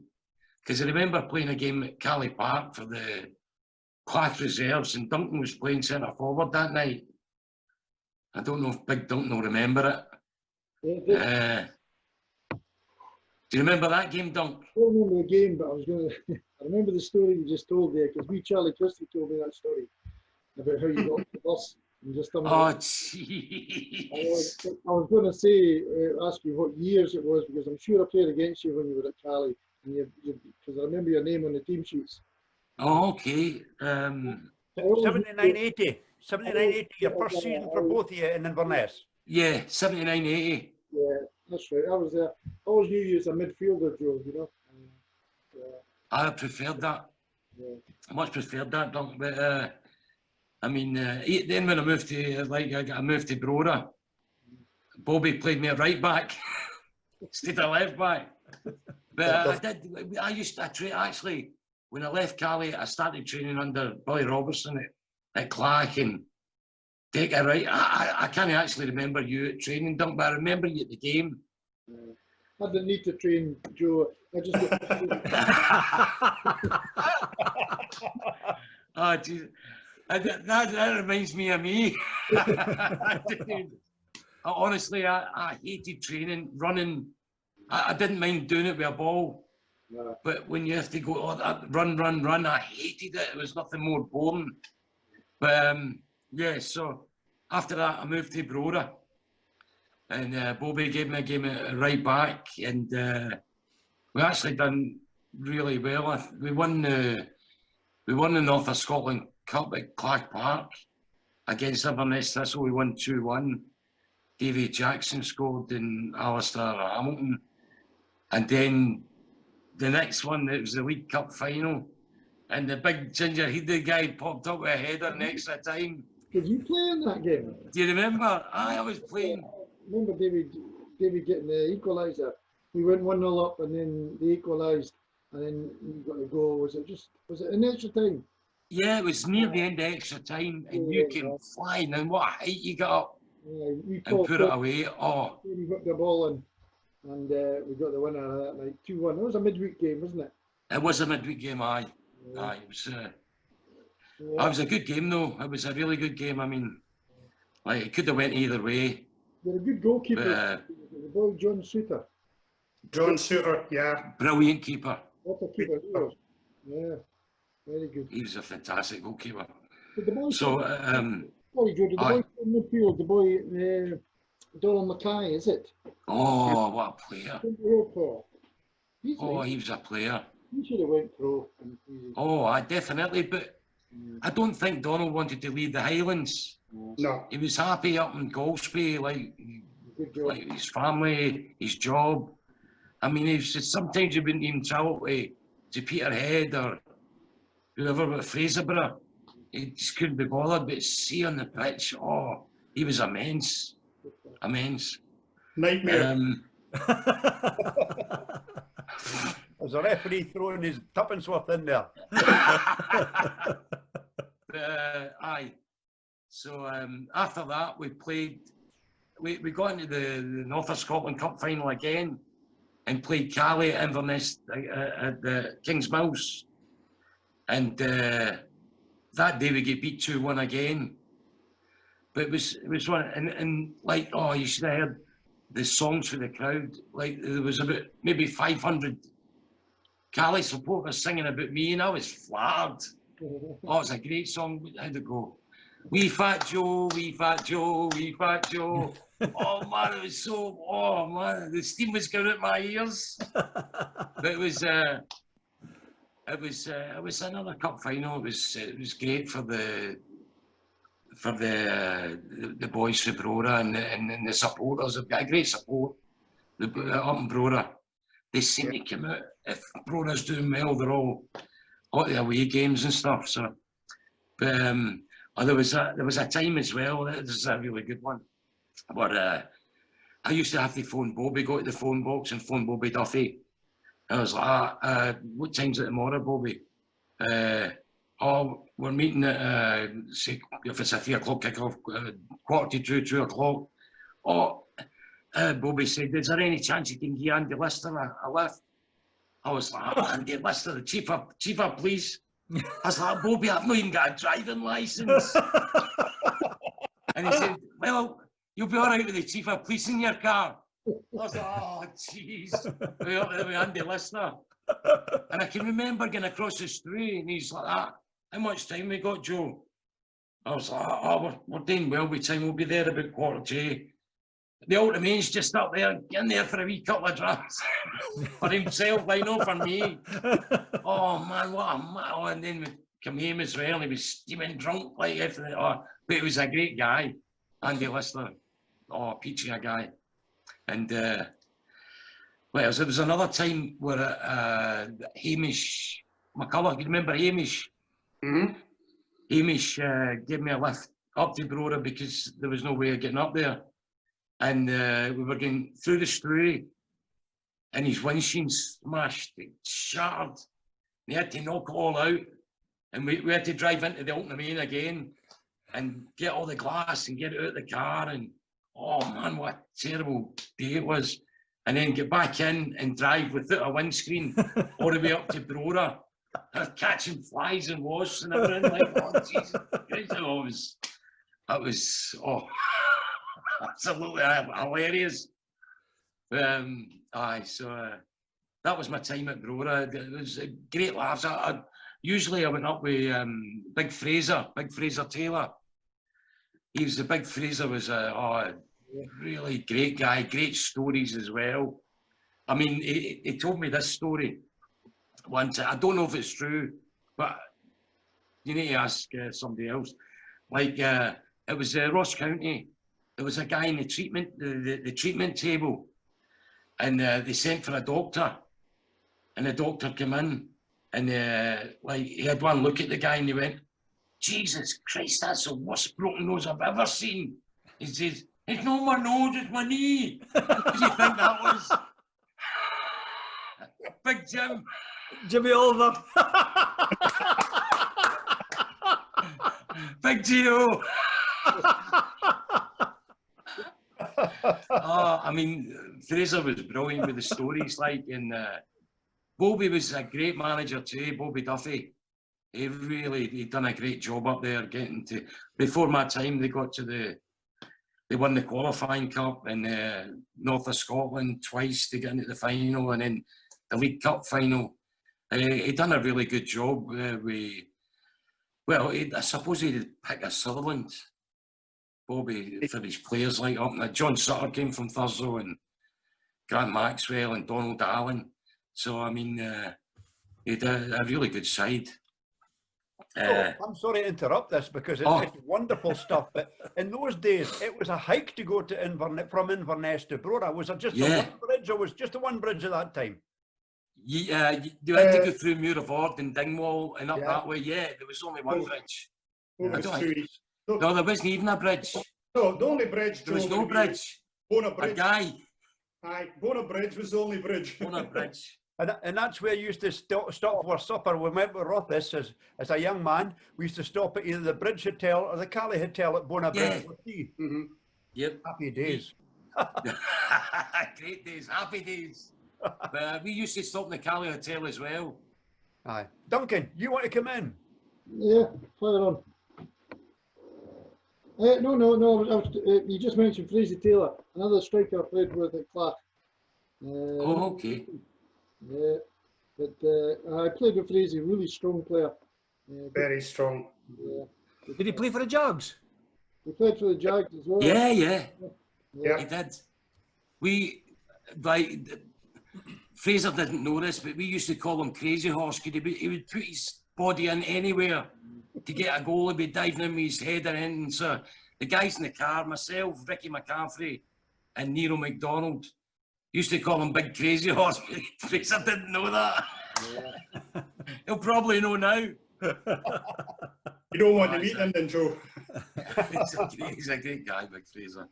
Joe, thanks for sharing those memories. They're priceless. We'll be back to you very shortly. Okay. Great, brilliant stuff. That's what it's all about, guys. We can maybe just continue with the Duncan Shearer and Joe Mulholland show now. Oh. Duncan, you move on from Huddersfield Town and end up at the county ground at Swindon. Who signed you there? Was it McCry? Or... Yeah. But he wasn't there long. Yeah, I was there for the first season. So what was the circumstances of your move? It was quite a complicated one when I came from Huddersfield, because I was on the verge of signing for West Brom. I met their man, Ron Atkinson, their manager, and then I decided to go back and have a wee think about it. And then Lou phoned me up and said that he was interested, and one thing led to another. But the biggest thing that Lou was wanting to find out the price that West Brom were wanting to pay for me, that they agreed, so they could put in the same bid. So I had to try and squeeze the price out of the Huddersfield manager, who's Owen Hand at the time, used to be Republic of Ireland manager, and he wasn't too happy about it. And then she sort of threw me out of the office, you know. So I thought it was a bit strange, like, because then, you know, they had to sell me in deadline day because they needed the money, you know. So eventually the chairman found out about it and phoned me up and said, "Oh, what have you done to upset Owen?" I said, "I've done nothing to upset him, so I just want to know the price so I can set up my own stall when I speak to Swindon Town, because if you're selling me for $500,000, then I'd like to think I'd get a higher wage rise than I would do if you're selling me for 100,000. So anyway, I got the price out and I phoned up Lou and told him the price, and that was all he needed to know. But see, West Brom were way down at the bottom of the town, and Swindon were riding quite high in the old second division, which is now the championship down in England, you know. So I moved on to Swindon from there, like, but didn't have a great first season. I was sort of half warned when I went there about Lou's style of play and the amount he was running. You know, we were running nearly every day, you know, and as Joe just mentioned early on, we're probably similar players. We're not great players for running, you know. So that was it was a really, really hard season for me, you know. I remember pre-season, we played 7 pre-season games and I scored 10 goals. So then the season kicks off. I don't get a goal for 10 games. Get taken off nearly around about 60 minutes after every game. Everything was back to front. We'd get an offside in our back four, boom, over the top. Free kick, over the top, over the top, over the top. And my legs were gone after 60 minutes, you know. Couldn't chase it anymore.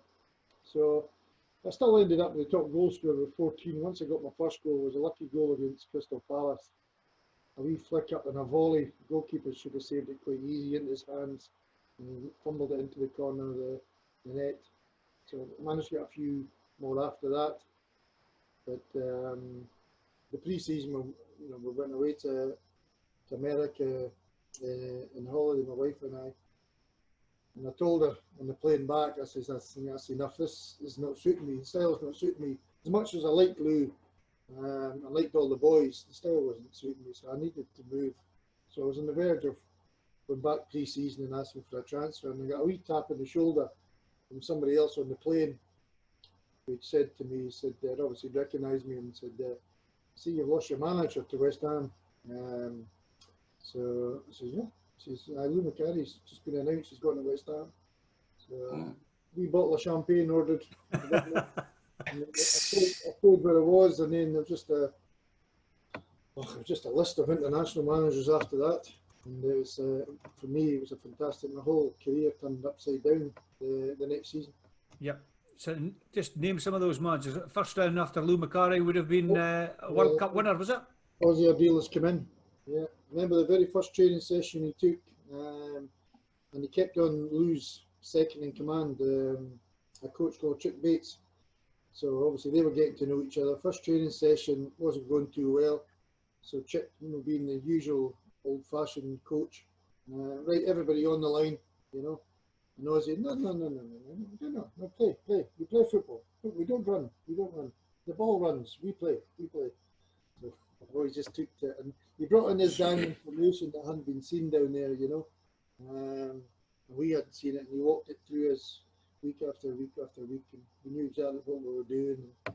We had a fantastic season. I ended up with 29 goals, something like that.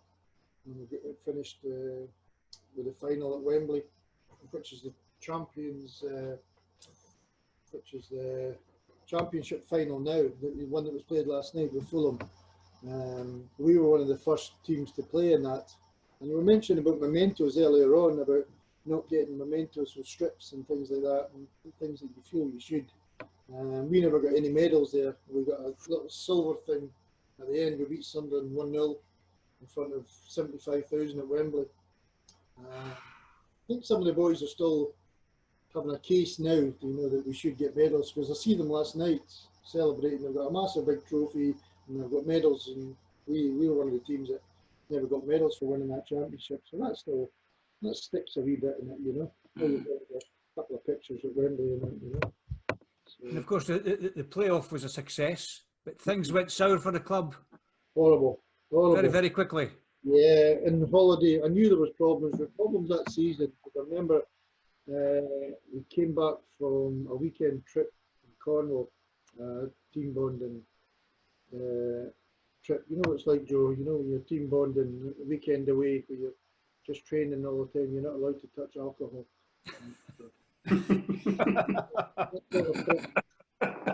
So we came back on the Monday, and we were upstairs. Chairman was Brian Hillier, and he called a meeting upstairs, up in the boardroom, and then all of a sudden 3 minibuses of suits came out and then piled into the offices, told everybody to stop working, took all the computers away, all the files and everything, and eventually the short of it was that we got relegated 2 divisions and Sunderland got put up in our place.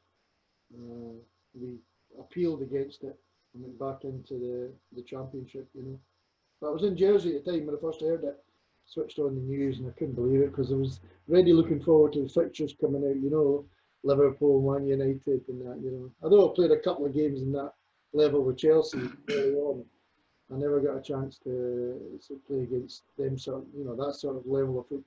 Had there been any warning signs, Duncan? Was there problems with getting paid, etc. during that season? Or? Yeah, we thought we were going to just get a rap in the knuckles. You know, those teams since then have done the same thing, you know, paid players outside, you know, the and because Tottenham were guilty of it as well a couple of years later, and just got a rap in the knuckles, you know. We were just a wee team, the wee minnows, you know, we can make them scapegoats, and they hammered us. Even we got a lot of backing from other teams saying it was a disgraceful decision. It should have just been a fine, you know. And the poor chairman, Brian Hillary, he got a year in jail for it, you know, because we had to go to court for it and all that, you know. It was a horrible, horrible mess, you know. But, I'm sure. Yeah. And then you moved to Blackburn Rovers. Now you weren't there long, Yeah. but my God, it was a memorable time. How did Kenny just phone you up one Friday night there? Just before that, Aussie had gone to Newcastle, Adelis, and then Glenn Hoddle came in. And I had my best season at Swindon there with 33 league goals with 10 games to go. Blackburn was sitting top of the league, and they were slipped into 3rd position, and we were now in the playoffs. And so that was at 750,000. I was on the verge of going to Notts County, who were at the bottom of the 1st division at the time, with Neil Warnock. So I went back, and then Big Leash had phoned up the next day, and I spoke to him, and then I didn't even ask for any money, or I had an agent at the time. He says, well, never mind all that. So just come up. Jack Walker was the chairman at the time. So I went up, and I was always going to sign for my boyhood hero anyway. There's no question about that. Doesn't matter what you offered me. You know? So we went there and stayed in the playoffs. But I found out during my time there what had actually happened. Because a lot of Swindon fans had said that they'd sort of pulled 32 league goals out of their team, and they slipped down into 10th position. They came out of the playoffs, and I only played, what, 3 games or something like that. I was on the bench the rest of the time, and we had a cup of tea one afternoon with Kenny's Puglish's assistant, was the late Ray Harford, fantastic coach, and he was sitting around the table, and there was Gordon Cowans and Tim Sherwood and David Speedy, all them, and there was Rick David at Chelsea, Roy Wegley, and we're all having a cup of tea, and then started nipping my head, you know, and I'm thinking, what's going on, you know. Ray Hartford was going, so tell me about this formation that Ozzy Adelis was playing, and Glenn Hoddle plays, this diamond formation. What was he teaching you? And yeah, and I found out the crux of it, where Gordon Cowan said to me, he says, what's all that about? What do you want to know that for? He says, to be honest, Duncan, the only team that we were scared of in the playoffs was Swindon Town, because you'd already beaten us quite easy at the county ground. And we didn't fancy playing Swindon because we knew you could play football. We could take care of the other teams. He says, but Swindon when they won. So what you said, he says, you work it out yourself. You know, so I'll leave you to. But it was a wonderful move, nevertheless, Duncan. That's for sure. It's fine for me because it helped me in my pension. Absolutely, absolutely. And suddenly, Aberdeen come in for you. Was that something that happened over the summer, or was there hints of that towards the end of the season? No, because Wally had actually come into me before I went to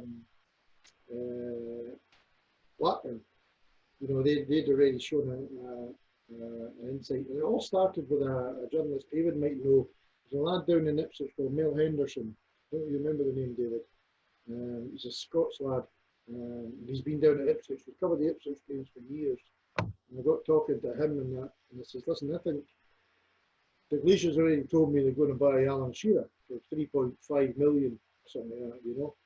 And so I thought, well, there's not much point. Although the Glacier pulled me up and said there was a 2-year contract there for you, but you'd be in the squad the same as everyone else. And I says, you sign Alan Shearer, there's only going to be one player playing there. So it was Mel that I think had got in touch with Willie, and then Willie got back onto the phone to Blackburn, and Kenny had phoned me. Kenny had phoned me and said, listen, Blackburn are in, there's a 2-year contract, but Blackburn are, Aberdeen are interested. What are you thinking? Well, yeah, absolutely, 100%. So I travelled up and signed. And about 2 or 3 weeks later, they were just starting their pre-season, Aberdeen. And I was in my rented house, and it was in the back garden, and the phone rang. And my wife answers the phone, she shouts out the back garden, there's Kenny, somebody's on the phone for you. And I'm thinking, what about it? And it was Kenny Dalglish, and you know who that is? That's a king. Speaking of Kenny, somebody. I'm so embarrassed. So, but my wife's English, so let me forgive her. But he just said to say thanks for everything and all that, and good luck at Aberdeen. And you couldn't have got off to a better start with the Dons, grabbing a brace in your debut.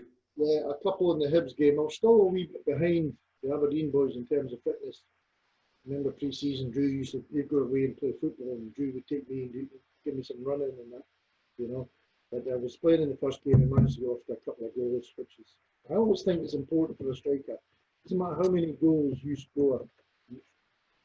Alistair, Ali McCoy was like that at Rangers, or St Johnson. Once you move from one club, you've now got to convince a whole set of supporters. Doesn't matter what you've done in the past, you have to convince them that you can score goals. The best way to do that is to hit the net as early as you can. So I was fortunate enough in all my debuts, bar one, I've managed to get off the mark. And the Hibs game was a good game for me, and we won 3-0, I think, in the end. And you picked up a League Cup winners medal as well. Yeah. Yeah, I wasn't supposed to play in that League Cup final. We trained on the Saturday, and Scott Booth had got injured. And Tommy Craig had walked past me in training. He says, Scott's on the treatment table. He's not going to make tomorrow. He says, so you'll be starting. He says, he's no, is he? Mr. Shrew. Shame for the poor boy. Yeah. So anyway, my attitude was that we Scott had plenty of time to, and he went on to better things anyway, Scotty. So I played in the final with wee Billy. Always struck up a good partnership with wee Billy. Apart from the first game that we played, I think it was St Johnson, when they signed Billy, Roy Aitken had phoned me, and Roy had said, listen, we're signing Billy Dodds, and I thought, well, I always need Billy. He said, Chelsea as well, Billy, you know. And I said, that's a great sign. There's only one problem. He said, and I said, all right, here it comes. He says, he likes to wear the number 10 shirt, you know, superstitious. Are you bothered about that? I said, no. He says, give me any number of shirt and I'll score a goal. I said, I'm bothered. I'm not one of these boys that pulls on socks over their knees, or pull your right sock on and then your left sock and that. Sure. Just give him the script. So the very first game, I think we played St Johnson at home. We're lining up, and then it's not so much now. It's 4-4-2, and you know that was it. Your two strikers matching off each other. You don't see it so much now, anyway. So that was fine. Stuart McKimmie had the ball after 10 minutes, looking down the channel. Billy looks at me, and I give him a wee nod, and looks away down the channel, holds it up, lays it back. The cross comes in. I get a header just off target. Next 10 minutes down the other side, Colin Woodthorpe at the time. Ball down the line, wee Billy saying, out he goes again, you know. Cross cuts back, I get a shot in, hit the post. So this goes on for a wee bit. And after about half an hour, we're on the halfway line, somebody's down injured. Billy's got his hands on his knees. And he's looking at me and he goes, do you ever run in the channels? I said, run the channels. He said, do you see a set of goals out there, Billy? No goals out. The goals are over there. You're supposed to run towards the goals, Billy, not away from the goals. And he just shakes his head and so I had a good. I still speak to Billy to this day because Billy does a lot in the media as well. So. But you chipped in with a goal in the final. Yeah. Billy got the first one. Another story. Billy got the first one, 1-0 up, and second half would come out. It was only a couple of minutes old or something like that. Young Stephen Glass, he's doing very well for himself, I believe, in America. Whips a ball in. I get up between Jim Duffy and I'm not sure who the other centre half was, and rifle it into the net. And that was it. So the two centre halves that came up and got injured up in the air with me, I think one got the right elbow and the other got the left elbow. They were lying on the ground, so there was quite a delay before the game kicked off again. And it's supposed to be that song started, the Shearer Won the Land song, you know. So it's going on and on and on. And eventually Billy walks, we're in the halfway line, in the D. And Billy walks across the line and he whispers to me, he says, "Are you the only player that plays for this club?" It was gone for 6 or 7 minutes. The Dons were, I think we knew then that the puck was in the bag then, you know. Brilliant, great stuff. You named that. You mentioned a name there, a blast of the past from my career, Colin Woodthorpe. So I had a famous run-in with Colin at Pittodrie in a reserve game when he saw fit to commit two fairly straightforward, cautionable offences, but unfortunately the second one meant he was leaving the game early, and he decided to snatch a card out of my hand and threw it at me. And I didn't think too much of it at the time. I did have to, my memorable quote was, "Mr. Aitken, would you kindly remove your foot from my door?" I couldn't get him out of the dressing room. But I didn't realise the impact it had until I went to work the next day. And I worked for a glass and glazing company in Elgin at the time. When I went in, they had the back page of the Daily Record and the sun and etc. splattered out of my office. Because obviously there hadn't been very much to write about that night. And so thanks to Colin, I got a trip to Park Gardens, as it was then. And he drove all the way down to Glasgow, taken into the room. The chairman of the committee said, "Mr. Johnson, do you have anything to add to your written report?" I went, "No, sir. Thank you very much," and left the room again. That was it. But to be fair to Colin, and this is the laughable thing, that had happened. The SFA thing had happened the week before, and then on the Tuesday, and it's a usual story. Bill, you'll back me up on this. When you get asked to referee friendly matches, they never told you what the game was. Drew Herbertson would phone you and say, "Are you available Thursday evening?" So the onus was you at that point, and you're rapidly go through your head thinking, "Oh, who's playing that?" "Yes, I'm available." "Right, fine," he says. "Elgin City versus Aberdeen." And I'm thinking, have they been paying any attention to what's this happened in the last 5 days? So anyway, before the game, because Colin was obviously now he was suspended for 4 games or whatever it was, so he was now with the reserve side. It was travelling to Elgin, and there's a chap in the dressing room door, and he says, "I'd like a word, please." And I could see he didn't want the 2 assistants to be there, so he came in. And to be fair to the guy, I accepted that it was just a rush of the blood, a momentary lapse. What year was that, Martin? Because I'm just thinking, I came back from a bad injury at Aberdeen, well, a medial injury, and they arranged a bounce game against Elgin, and it was a horrible, wet, rainy night. I just wondered when it might have been that night. Maybe well, if there's a record of it, I might have it, so I'll come back to you now, Duncan. But I just thought, what great... now, it might have been planned by the SFA. Great opportunity to put things right. And that was good enough for me. And he played the game and with no further incidents, let's say. But it was a memorable occasion. Duncan, that's been a fantastic insight to your career south of the border. And Dave will speak to you a wee bit later on your next move. But for now, thanks very much. And over to you, Dave. Thank you. That was brilliant stuff, Duncan. Thank you for that. And Martin, of course. Bill, The Yeah. year was 1994, round about 1994-95, and your glittering career came to an end. Was it because of the age limit bill, which was a fairly controversial thing? Yeah, prior to that, just prior to when I had to give up, the SFA reduced the age limit for referees and assistant referees, and I'd gone back to being an assistant referee under the old 3B, as we spoke about previously. And unfortunately, they dropped the age to 45. And because of my birthday being in December, the cut-off date was the 31st of December, and I was the 5th of December.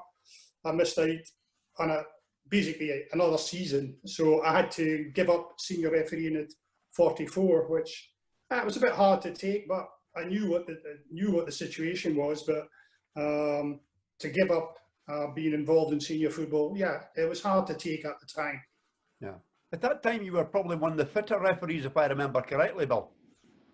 Yeah, I'd never had any problems with fitness while I was refereeing. I mean, I picked up the odd injury like my finger, etc. That doesn't stop you running.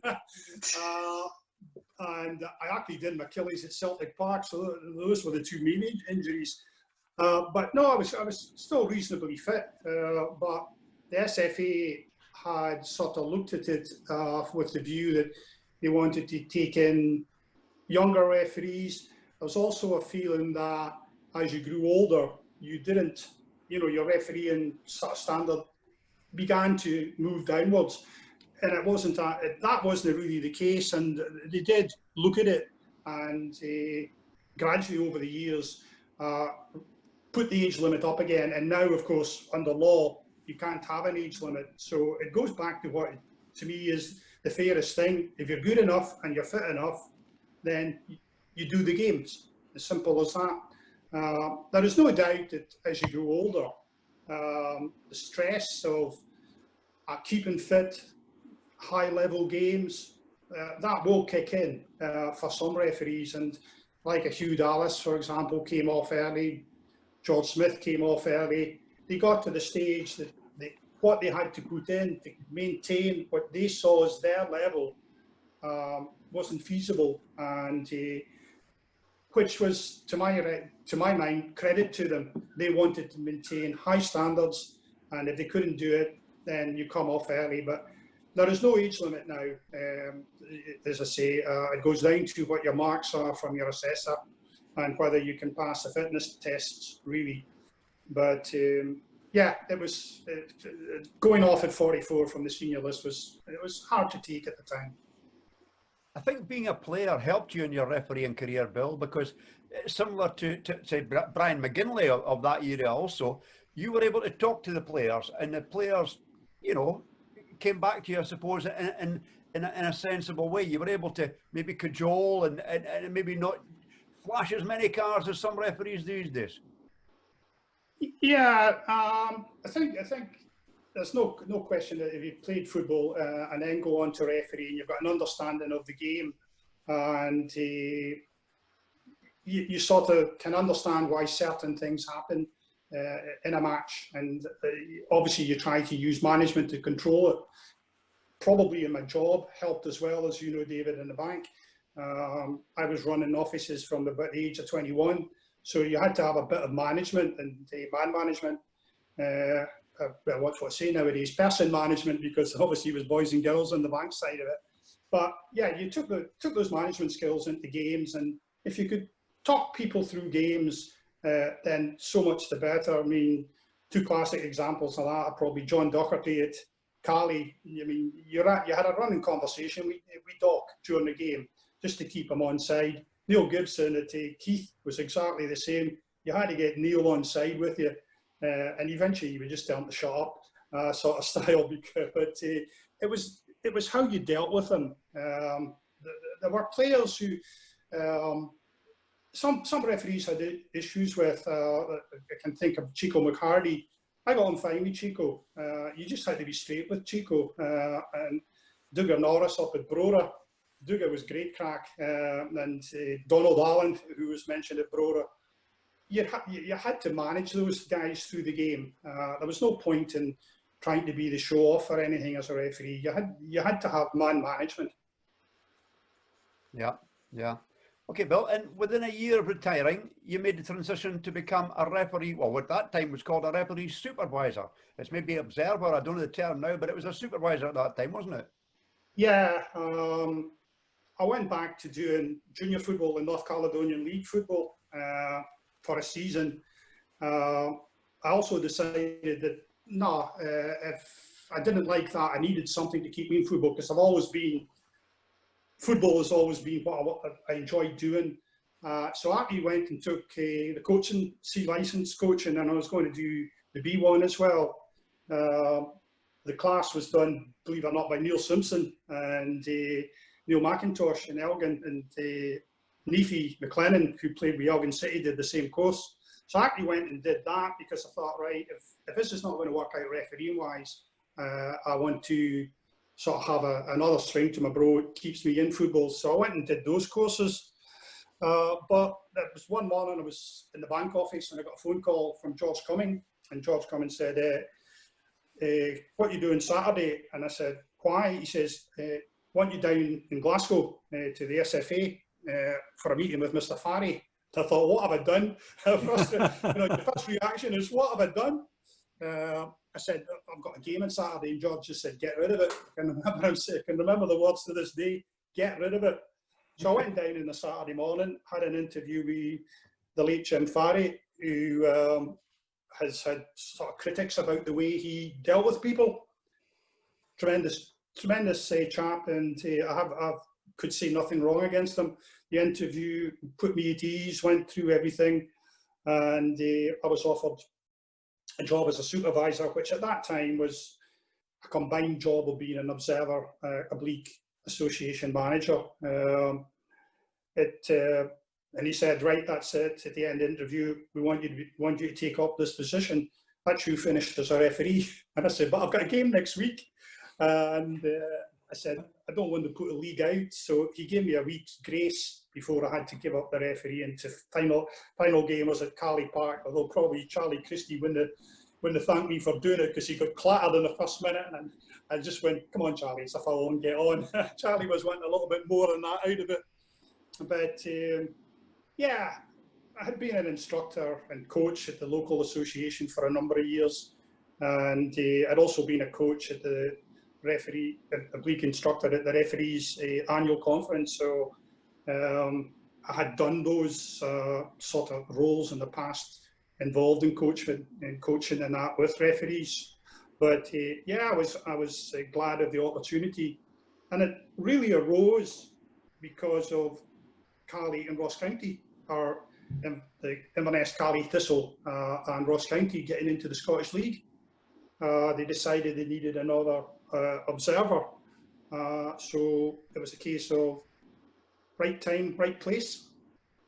And 25 years later, you're still involved in refereeing, Bill. Yeah, Monday night there, started my 26th season as an observer up at Ross County on the Motherwell game. After the longest break I think I've ever had away from football, I actually active. There's been a lot going on behind the scenes, but the longest break I've had through the COVID situation. It was great to be back. And a good game, an interesting game, obviously with a couple of penalties and an on and off. But yeah, looking forward to the season and getting back into it. You mentioned that game. You mentioned that game Monday night, Bill. I mean, how different? We know it's different because there's no fans there. But from the technical point of view, you're doing the same job. Yeah, from my point of view, it's the same with the players. The players are doing what they normally do. The referee team is doing what it does. I'm doing what it's done, because if you're a referee assessor, particularly as I'm fortunate enough to be at the top level, you've got to know what the crowd is shouting, etc. That's got nothing to do with it. I'm there to look on the technical performance of the referee. If you look at referees, what's the main thing? Can they make the correct decisions? Can they control a game? And can they manage a game? And that's what I'm sort of looking out for. So yeah, it was strange, obviously, with just the small number of people at the county there. But from my point of view, I was happy to be back just at a game of football. And it was a good game. It was a good game. Yeah. Thanks for that, Bill. I think for the next, I was going to think Martin's going to be speaking to himself, but Joe has reappeared. Well done, Joe. He's just connecting to audio now. I think he was away for a quick run. Is that right? I wasn't. It's the battery. I suspect that because I'm just going to go back to Duncan for a second. You asked the question. Christmas, December 1996. That game would have been. I didn't have the press cutting for the Elgin City game, Duncan, but I do have the back pages of the various newspapers at the time. It's the only time I've managed to fill a whole page in the Daily Record. Don's Sparrow's card at ref, and it wasn't a Christmas card. I like him too because he's such a placid lad, you know. Very quiet. There was mitigating circumstances, I believe, in the personal scene at the time. I would cut him some slack, to be fair. Joe, great to have you back. Aye, thanks, Martin. Sorry about that. The battery went flat. You obviously had a very successful, or certainly quite a number of cup finals, certainly with Brora Rangers, and then you suddenly start doing the rounds with a few clubs. First of all, Forest Mechanics, but what a season you had there. Oh, tremendous. Tremendous. I mean, just getting big Stevie Patterson, I think, was icing on the cake. Big Pelly. It was amazing. Yeah, well, I was there that night on the Friday. Was it a Friday night in the game against Carly? I think Stevie grabbed a goal on that occasion. You could see what it meant to the people of Forest. Oh, I know. It was amazing. And tell us about some of your colleagues in that team. Bobby Gray. Jeez, amazing goalkeeper. Great guy. I don't know if you've ever seen Bobby before the game. Like when he's warming up. It's gone like that. And then the game starts and he just comes alive. I just remember Bobby he would command the penalty area and he would shout, "Bobby Gray!" And everybody kind of went, including me. You were never in the penalty area. I was still trying to get. The play was down the other end of the park at this point, Bill. But God help anybody that gets in his way to knock it out or whatever. It was his ball. It was his ball. And he'll let you know. And Bobby went on to have a very successful period of time as a manager at junior side Cooter in Aberdeen. When he finished, I think he might have been. Was he there when they pulled off that draw against Partick Thistle?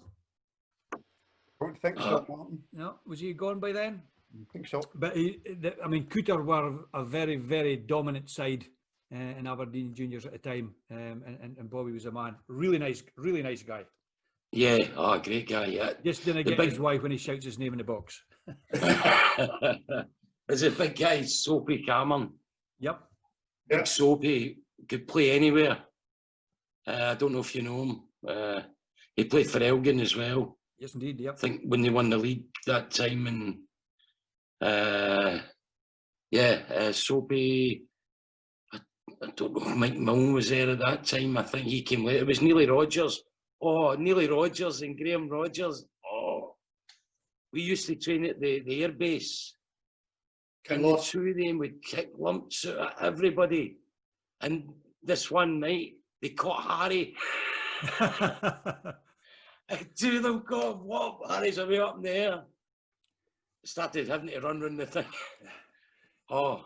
Of course, and very tricky in the penalty. You had to be on your, Bill, you'll back me up here, you had to be on your, on your guard, because Graham was, let's just say, he was very light in his feet once he crossed that white line. I know what you mean. So those were incidents where you really, as a match official, you had to be up there, because if you were out, away from play, We've just had a wee cabinet reshuffle there. Sorry. If you're behind play or whatever, then you've no chance of calling it right. Yeah, Graham was a skillful player, and yeah, he was a handful during the game. Neil was slightly more straightforward, but as hard as nails. Oh, jeez. I've got to watch what I say because Neil's married to my wife's niece. Oh. I still see Neil quite often, and of course Graham goes to the Formartine games to follow his son. Oh, okay. So Graham Jr. is a very good player, very good player. For Martin. Yes, indeed. Yeah. Oh, jeez. Yeah. Graham was a really tricky winger, but the first goal we got against Cali that night when we won the league, Graham was backing into Kevin Mann, and he was kind of backing in and doing that, and then next minute Kevin hit him and it was over, and then we got the free kick. It was me hit the free kick into Pelly when he finished it, and it was one of the worst free kicks I've ever hit. I'm just glad Pelly got on the end of that to finish it off. It was a great finish. And I think we spoke to who were we speaking to, Dave, the other week here about that night. Who did we have on the show? We were speaking. Ronnie Dunbar. We might have been Ronnie Dunbar. Oh, yeah, and we're saying about what it meant to the people of Forres. To that particular night. It was a wonderful, wonderful occasion for the community. It was, yeah. It was I mean, I can remember them all out in the park. The pitch was full with people before it. I don't think there was anybody home. I think they were all at the game that night. I think there must have been about 2,000 or 3,000 there. Yeah, and I think probably your photo will now be up in the boardroom at Mossett Park forevermore now, Joe, for being part of that wonderful team that year. But you were on your travels again at the end of that season, and this time you were at Clark, but this time you made it formal and you put pen to paper there. Who signed you for Clark? Who's the manager there? Jeez, I can't remember. Brian McCry. Who was it, Duncan? There was Billy Robertson, Brian McCry. Charlie Kennedy? Charlie might have been there, maybe. No, none of them. No. I can't remember. I was away. Trying to think. I remember it was like it wasn't a great season with the Clark, but I can remember going to training and like I was like that. Grass I was going about in the wee machine, like flattening the field. Rolling the grass. How's he get away with training? I want to do that. I want to do the wee machine. Like, oh, it was unbelievable. But it was good crack. It was Alan McQueen and just trying to think who's the manager. Oh, jeez. Well, I'll tell you what, folks. Everybody at home, you can let us know who's Clachnacudden manager, 86, 87. That'll be interesting here. Let's drop us a line on Twitter. That'll be an interesting one, Dave. It's always good to... Up the Dooney. Up the Dooney. But, I mean, I was a good bunch of boys, and I can remember... I wasn't a great trainer. I was probably the world's worst trainer, especially for running. I'd be... Like, there was 2 nights for training. There was a Monday and a Tuesday, you would get hammered. And then there was a Thursday where it'd be just ball work and shooting practice, and I would be there every Thursday. Every Thursday. But, you know, when I moved to Elgin, there was Malcolm Cowie and Maurice O'Donnell, and they were dead sneaky, they two. They kept saying, oh, game on Tuesday. And I was like, oh, excellent. I would have played every night of the week. Every day of the year, I would have played football. If it was like somebody phoned me up one game, oh, I'll be there. 5 minutes, I'd be there. I would play any time. But training was just so boring when you had to run. And they were like that. Oh, there's a game. Like, oh, right, excellent. I'll be there. And then I would get into the dressing room and I was like, where's the strips? And I always can remember Mikey Teasdale killing himself laughing. Going like, there's no game, Joe, it's training. I was like, oh, no. Oh, geez, just Mikey's face laughing at me. Oh, it's training. You mentioned earlier Maurice O'Donnell. That's a blast from the past. I keep in touch with Maurice. And lovely guy. He had a wonderful end to his football career because through work, he was out in, is it St Kitts is that the right Kits and Nevis. Yes. Yeah. If I could just go off on a sidetrack here a wee bit. So it's very warm out there where he was working. He was working as a site manager on a construction site, and before his wife came out to join him, the company were obviously very keen to keep Morris occupied. So his boss there had said, "Well, listen, we've put your name into the local football team down the road. Maybe you might want to get interested in doing a bit of coaching." Okay. And so he goes down, and this team are only a senior club, and they actually had qualified for the South American equivalent of the Champions League. So suddenly Morris is going away to Champions League football as a coach. So Trinidad, what's the name of the team, Dave? Trinidad then? Was it St Kitts and Nevis? St Kitts and Nevis, that's right. And the group stage was actually won by a Mexican club, but they actually won they'd won the group before the team had travelled out, so they had the distinction of actually beating the team that qualified for the finals in their own game. But Morris sent me a photo, and I'll be very careful what I'm saying here. Morris sent me a photo, and he asked me, he said on the photo, team photo, he said, "Can you spot me? I'll leave you to draw your own conclusions." But he's well, and he's back home in Elgin, and he's a wonderful guy. Oh, the two of them together. Do you know, we did play a friendly, a midweek game against a junior team, and I was playing in midfield, and I scored 4. And the two of them pulled me aside, and they had a guy up front, Legs, they called him Legsy, Hendry, the boy, Graham Hendry. Colin Hendry's Colin Hendry's brother, Graham, yes, aye. Yep. He was a good player. They had him, but he was really young. And they pulled me aside and they said, "Look, we're playing Huntly on Saturday." He says, "I'm thinking about playing you up front." And I was going, I've never played up front in my life. And I'd have been happy just sitting in. But I was up front with Alistair Jappy. And that was because I knew Ali really well. And we just had a brilliant season together. Ali scored 16 and I scored 17. And most of my goals were from outside the box. Like, I wasn't like Joe Harper.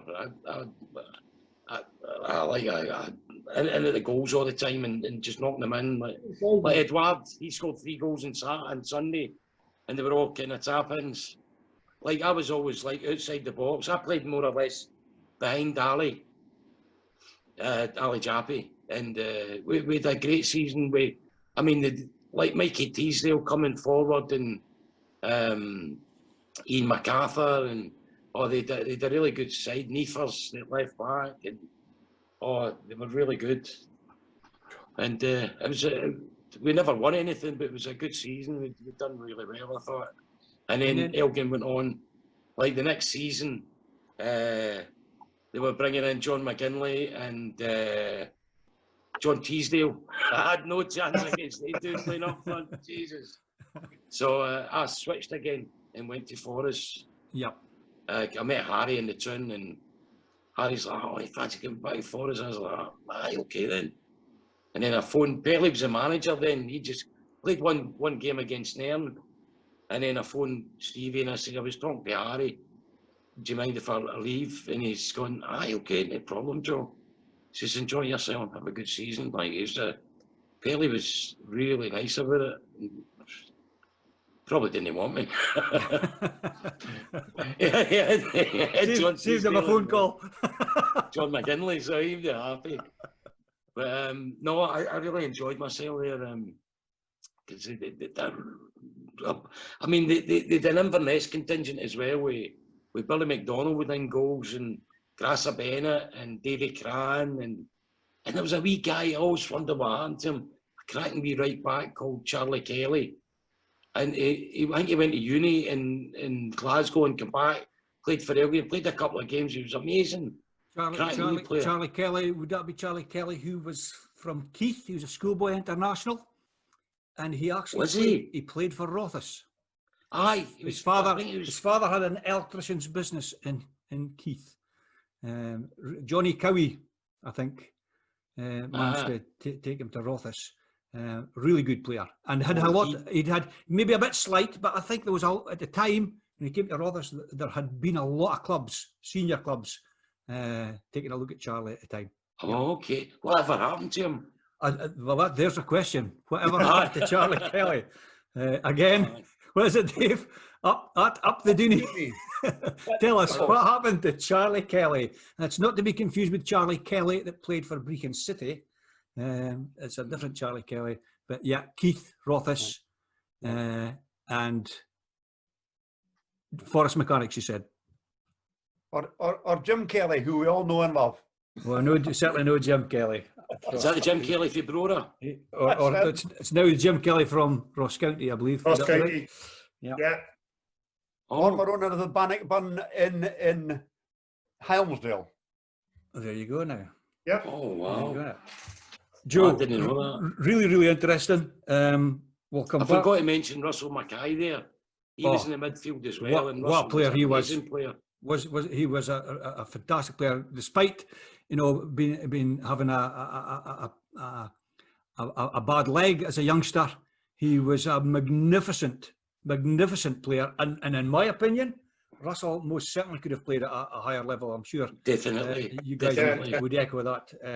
That he was an outstanding player in my mind. Okay, Joe, we'll come back in a wee while to hear about your final stint with Nairn County, but for the time being, thanks, and over to you, Dave. We'll give another shout out to Morris O'Donnell, actually, because I meet Morris anytime I'm at McKeswick Park. He's a regular at Rothes, watching the Rothes games these days. Okay. They're vocal from the back of the stand. You'll hear Morris before you see him. Yeah. That's Morris. He hasn't changed, David. He hasn't. Not a lot. No. Duncan. Now you're at Pittodrie. You're a great favourite with the Dons fans, but of course you became a great favourite with the national Scottish fans also. Yeah, for me it was a strange one, but not for some friends that I made in Aberdeen who'd already said that I had scored the goals. Bear in mind I was 29 when I joined Aberdeen. To score the goals and we would get a chance to the international. But I've been doing that with the Championship down in England for the last 2 or 3 years, maybe more. I never got a sniff at it, but it just shows you when you move up, your fingers on the pulse here. Then that happened. I got a phone call from Willie Miller, and he said to me, Andy Roxman's just been on the phone. He wants to pull you into the squad. So congratulations. And that was it. Had a couple of bench. I was on the bench a few times, and to get a Scotland cap you need to go onto the park. So there's a couple of games that we played, and afterwards I never got on the park. They handed out Scotland caps, and I'm thinking one of these days I'll get one. I managed to get a few.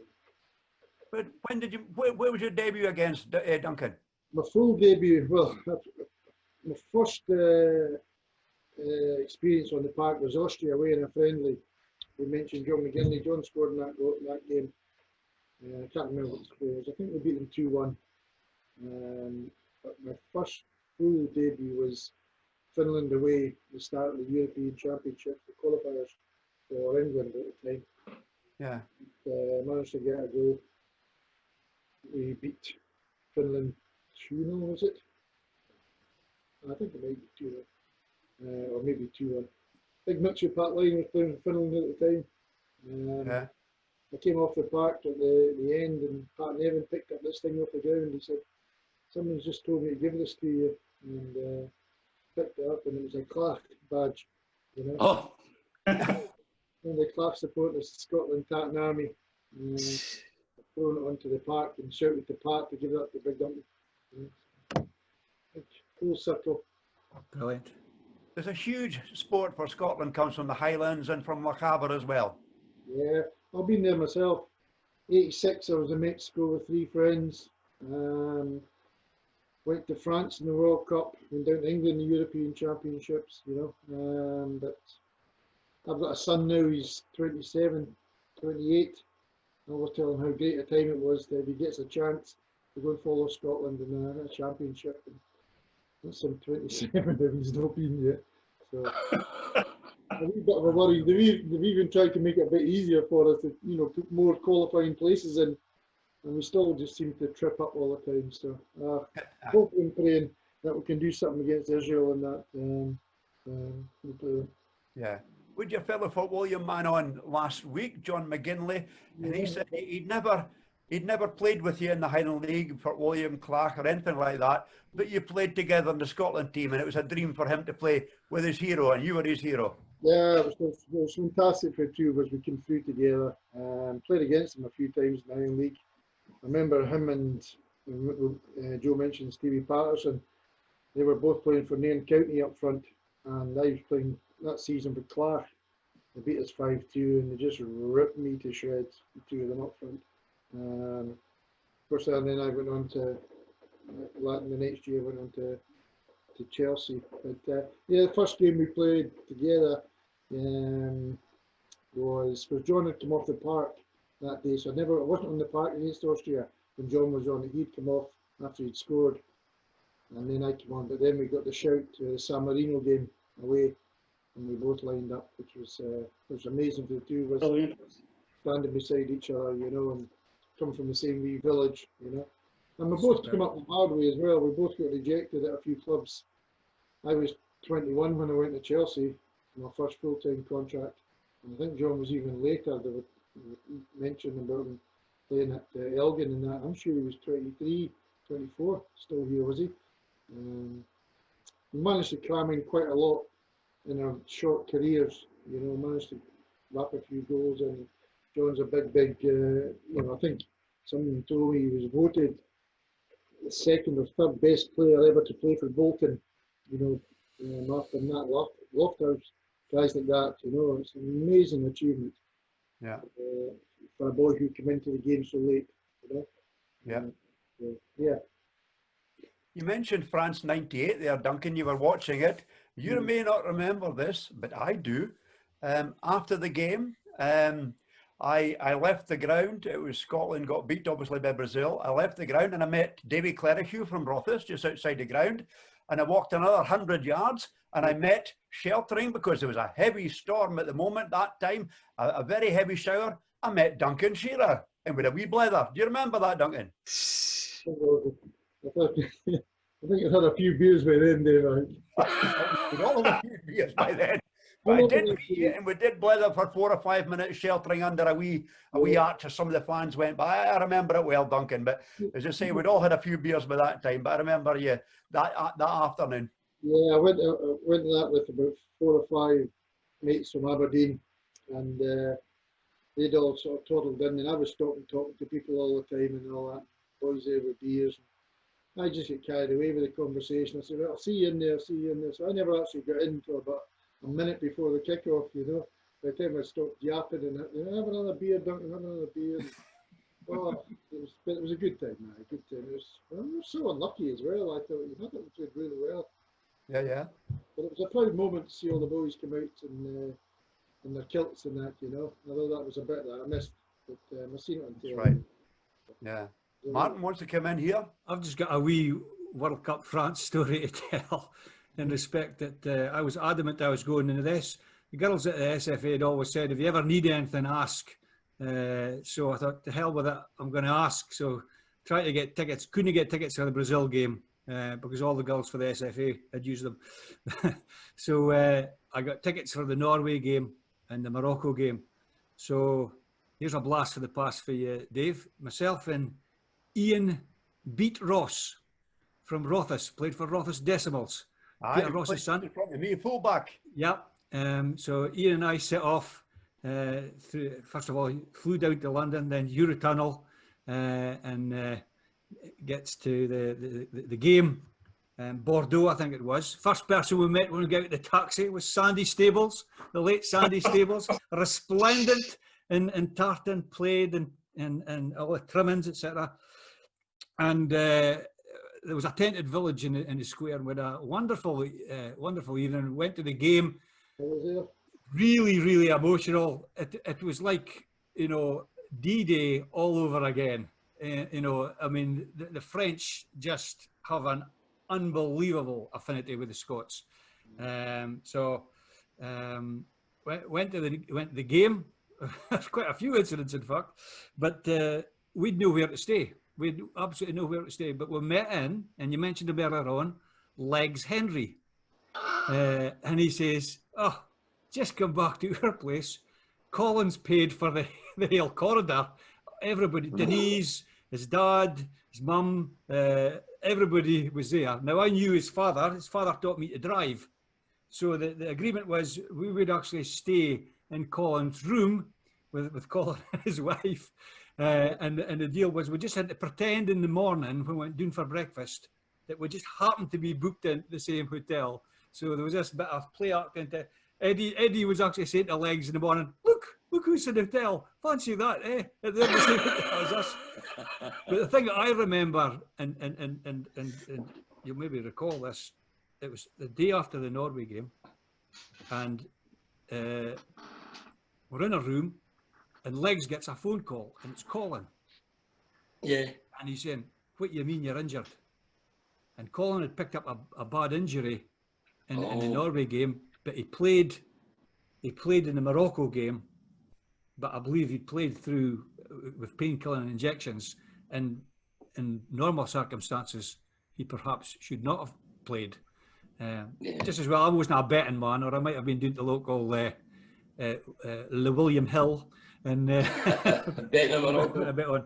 But that was the other experience. The other thing I was just going to say was usual ritual, Duncan. You know, you meet fans from other countries and you swap shirts, and there was a lot of Norwegian guys going out with the hats with the horns on, and there was a bit of a debate going on with these two Norwegian guys and this bonny young lassie, and so there was a huge debate about swapping shirts and hats, etc. And she says to me, I'm not comfortable with all these people because, you know, the circumstances. My dad's getting a bit of a tough time back home about us getting tickets. And I says, well, who's your dad like? She goes, David Will. So it's Lacey Will, David Will's daughter. But we managed to get her a hat with two horns on it. So there you go. Anyway, I digress. I'd like to get back, Duncan. Sorry, Dave. Duncan, after 5 very successful years at Pittodrie, the move to Inverness Cali Thistle came about. And how did that one come about? Well, it was actually Motherwell came in for me. Big Aunt McCry was at Motherwell time, and he wanted me down there.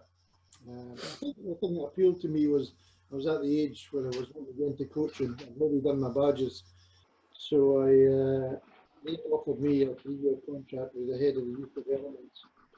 Playing, you know, because Cali Thistle was still part-time at the time, you know, so I was combining the job of going round to schools and helping with the youth teams and training as well as playing, you know. But I soon found out after about a year, you know, 6-7 months, that it was time to just hang the boots up, you know. I honestly wasn't getting the same kick out of it, you know. So I just had a chat with Stevie Patterson, and just it happened at that time they were thinking of going full-time next year, and Alec Caldwell had been offered the Elgin job and he wanted to go out on his own, and Stevie pulled me in and asked me if I wanted to do the assistant job, you know, which was fitted in nicely for me. Yeah, and you had a great working relationship with Stevie Patterson. Was it good cop, bad cop, Duncan?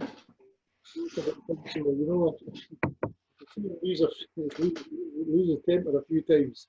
But no, I found Stevie one of the most, honestly, the most intelligent. Once he was on his game, once he was on that blackboard, and his head was clear, a very intelligent coach, very intelligent. And you know, you don't get the results that he got at Inverness by a fluke every now and again. You know, we went to Hearts and he went to Celtic Park and won. You know, they don't come about. And there's a real zone for young players that were, you know, being rejected at other clubs and picking them up here and stepping them into. And everybody loved him. Everybody loved playing for him. You know, I don't remember many I know quite a few players over the years that, as Joe will say himself, that players have bad-mouthed managers behind their backs and that, where they're still there. Things like I never heard anybody say anything bad about Stevie. When they were coaching, if he left them out for a few weeks, they just accepted it. But it was always good to them. If any of them needed a day off or something, they would get it. But not nowadays. You ask for a day off at Aberdeen Football Club now, saying you want to go and see your uncle or something like that, you just got a boot in the arse, Yeah. He's seen it as a way of I'm good to him, so I'll get the better out of him on the Saturday. That's the way Stevie. When you were there, of course, you created one of the most historic results in Scottish football history. I remember being down the Saturday, and there was a bit of the roof of the stand behind the goals was blowing about, and the game was postponed. Yeah. And it happened in the midweek following, and it was an amazing result. I spoke to Murdo McLeod before, and he says it's going to be 3-1 tonight. I says, oh, that's good, okay. And after I said to him, I said, well, Murdo, you got it right, but you got the winners wrong. It was a hell of a night, Duncan, wasn't it? Oh, I couldn't believe, because I'd beaten the Parkhead a few times with Aberdeen, and I think the best we got was a 1-each draw. Never pulled off anything like that. And I was sitting in the stands with John Dock at the time, and we were watching the game, and time was ticking away, and we're thinking, when are these goals coming? They're going to come soon for Celtic, And time was ticking away, and you could hear the crowd getting upset. And before you know it, it was 10 minutes to go, and you just think, this is going to happen, because they really didn't look like scoring, And I remember, because it filtered through to us at half time, that there was a problem in the Celtic changing room, And we were in the stand as well. And John Doctor, it was whispering right all the way through that there'd been a big fight, or a big stramash, as they call it in Scotland, So we knew things weren't well, but the boys on the night were absolutely fantastic. And they, really put that club right onto the map, and it was a fantastic performance from them. I was there till 11 o'clock that night, standing outside the ground, because my boss wanted me to get the thoughts. I'd already spoken to Pelly and everybody else, yourself. He wanted the thoughts of John Barnes, and of course I was standing at 11 o'clock, and I was the only one there, because Barnes had gone out the back door, and it basically a couple of days later he went out the back door. But I remember waving you guys away in the bus, and it was an extremely jovial bus. Celtic have got that underground car park. Manager parks here. That's how you would have missed him. I remember being in the players' lounge after the game, and Paul Lambert coming up to me and he says, "What are you thinking?" He goes, "I'll tell you this now." He says, "There'll be repercussions for this." And I didn't really know what he meant at the time, Didn't know what the situation was. And a few days later, that was the end of that. But you're right. And Celtic came onto the bus afterwards, some of the staff, and a couple of boxes of beers and all that. I don't know whether there was a lot of people there quite keen on what was happening there, the way the team were playing, the players that were signing. So I think there was quite a lot of fans, and people still say to this day, that Cali done Celtic a big favour, because they turned the corner completely after that. It was a strong Celtic team that night, Duncan. It wasn't a second string for sure. Big names there. Even Ian Wright, Arsenal, came on in the last time. He came on at half time. I think he came on at half time. Mark Viduka was the one that I believe causing all the problems up in the Mark Butcher up front, but Jimmy Calder, the good goalkeeper, had some great saves in that, and everybody just enjoyed themselves. Pressure was all on them, as they say about underdogs. They say we're not scared to go in there. The pressure's all on them. It really showed that night the pressure that Celtic were under. Yeah. You learnt the ropes of management at Cali Thistle, Duncan, didn't you? Really? Yeah. That's what I first started the senior side of football. Just watching, learning from Stevie, and bringing my own training drills into it as well, and that. And I think the boys sort of took to it, and we done quite well in the weekend. But Joe had mentioned earlier on about putting a few bob in Morocco, and if anyone had any sense, he would have put a few bob in St Mirren after we we beat Celtic at Parkhead. So- We're bumped for 2 days, you know, and I think we got battered 5-0 at St Mirren on Saturday, 5-1, something like that. So, yeah, that's what I started it, and I enjoyed doing it. It was really good. Talking about Stevie, I've always said he's the most honest guy I've met in the game, and maybe too honest for his own good in some ways, Duncan. Totally agree with you. Totally agree with you, because every manager you see, there's a manager the other night, we were just talking about the Ross County game where we're at, and I was reading his comments, and we were saying how, you know, well, we were saying how good a game it was, you know, and Ross County played well, and maybe Motherwell deserved a draw out of it, and that. Yeah.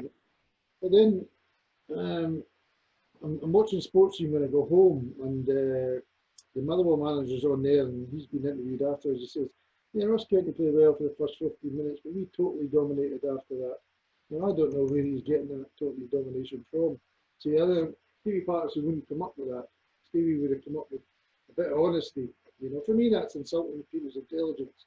You know, there's no way for me Motherwell totally dominated that game for 75 minutes. You know, so. But Stevie's right. You're right. Sometimes managers have got to learn to you know, try and twist it another way, as if the team never played as bad as it looked. You know, and that's just, for me, that's a message to the directors. That's that boy's message to his directors, saying, "Oh, we dominated him." I said, "No, he didn't dominate that game." You know, to be honest, I can say it now because I'm watching as a neutral, and I do my column in the Press and Journal, and I call it as a neutral. You know, and I say, "Oh, wait a minute, that's not true." But when you're a manager or a coach at a club, you've got your blue spectacles on, you've got your red spectacles on, whatever colour you've got to try and protect your team. You know. Stevie was honest. You either say that your team was rubbish today, or the team was good today. That's it. Sometimes it doesn't work in your favour, as you say. Thanks, Duncan. We'll go on to look at the rest of your Manjo career very shortly, but for the moment, back to Martin. Bill, Yes. is refereeing in a good place just now? Forgetting the COVID stuff, just in general. In general, I would say the referee in Scotland is very good. We're a small country, Scotland, and if you look at the number of top-class international officials that we have, UEFA recognise the standard of Scottish referees, and I think we have a good bunch in the top level at the moment. A good group of referees in the top level at the moment. If you look at over the years, you know, we've had the like of Hugh Dallas, who's now moved on and is with UEFA, well up in UEFA with the refereeing. We had the like of Craig Thompson, Willie Young, Willie Collum. Willie gets hammered quite a bit, but he's a top-class referee. Just look at the games he gets in Europe. Same goes for Bobby Madden. And we have some young referees who are now coming through behind those, which bodes well for refereeing in Scotland. So who are the names we should be looking out for in the north of Scotland, Bill? Who's I mean, traditionally there's movers and shakers. I know there was a promotion in Aberdeen this week, or in the last few days. Young Callum has been promoted to the FIFA list, I believe. But who's the guys we should be looking out for? Assuming we're going to be able to go to likes of McKessick and Station Park, etc. Who's the guys we're going to be seeing there? I'll be honest with you, Martin. In the north, and I include north of Scotland in that, we haven't had a lot of people come through recently. This year, in the Murray and Banff area, we had a young lad called Lee Robertson, only 21, has really progressed well in the juniors over the past couple of years. So he's gone on to the senior list. He's got to do the job on the park. That's what it comes down to. The only way you will get on in refereeing is through your performances. He will find it a change. I totally agree with Joe. Refereeing is exactly the same as football. You start off doing amateur football, You move up into juniors and it's a different grade. You move to Highland League, it's a different grade. One of the biggest surprises that probably you would agree with, Martin, is when you suddenly did like Aberdeen Reserves, and you had all these whippets going about. Well, what surprised me, Bill, was because you got some lines for a start in the reserves. And I'm thinking, oh, these guys are running all over the place and none of them are going anywhere near the ball. There's all this off the ball running, which, no disrespect to the Highland League and the juniors, tended not to happen quite to the same extent. No, the movement of senior players is totally different. And it's not all up and down the park. A lot of it's across the park.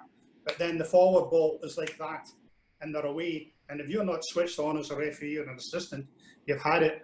But no, we've got young Lee come through. I mean, obviously over the recent past, the main one in the area who's gone high is Doug Ross, and he's probably gone slightly higher today.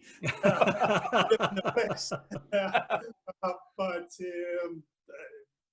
I'm manager of the Murray and Banff Association, and it's good to see Douglas going forward in his political career. But he's also had, from someone from this area, a very successful international career. I mean, we've had Category 1s come from this area in the past. Scott McDonald, Mike Ritchie, for example, but we haven't had the same throughput in recent years. You know, we don't have it. But yes, Scottish refereeing is in good stead. We were unfortunate to lose John Fleming, you know, just recently.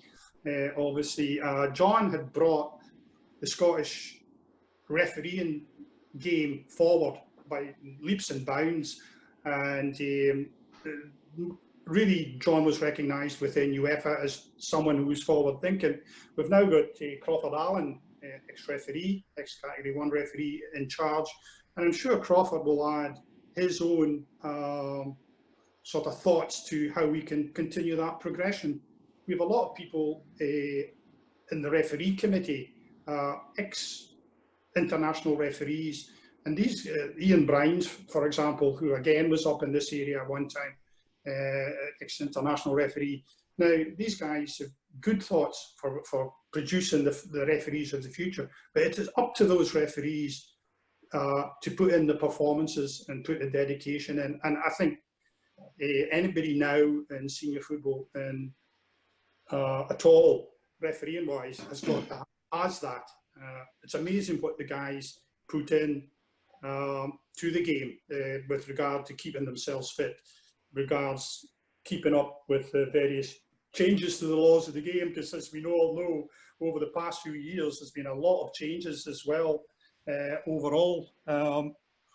We've also got, in Scotland now, there's a focus on the women's side. And from a refereeing point of view, we'd like to see more ladies take up the refereeing. Up north, Molly Alexander from Inverness. Duncan, you probably know Molly. Should have done games at Cali. Molly is on the FIFA list as an international assistant referee, as a lady. And it would be great to see some young ladies come forward and take the refereeing exam, because there is opportunities now for people to go to a women's international status. Okay, Bill, so if there's anybody out there who wants to get involved in refereeing, how do they go about it? What do they do?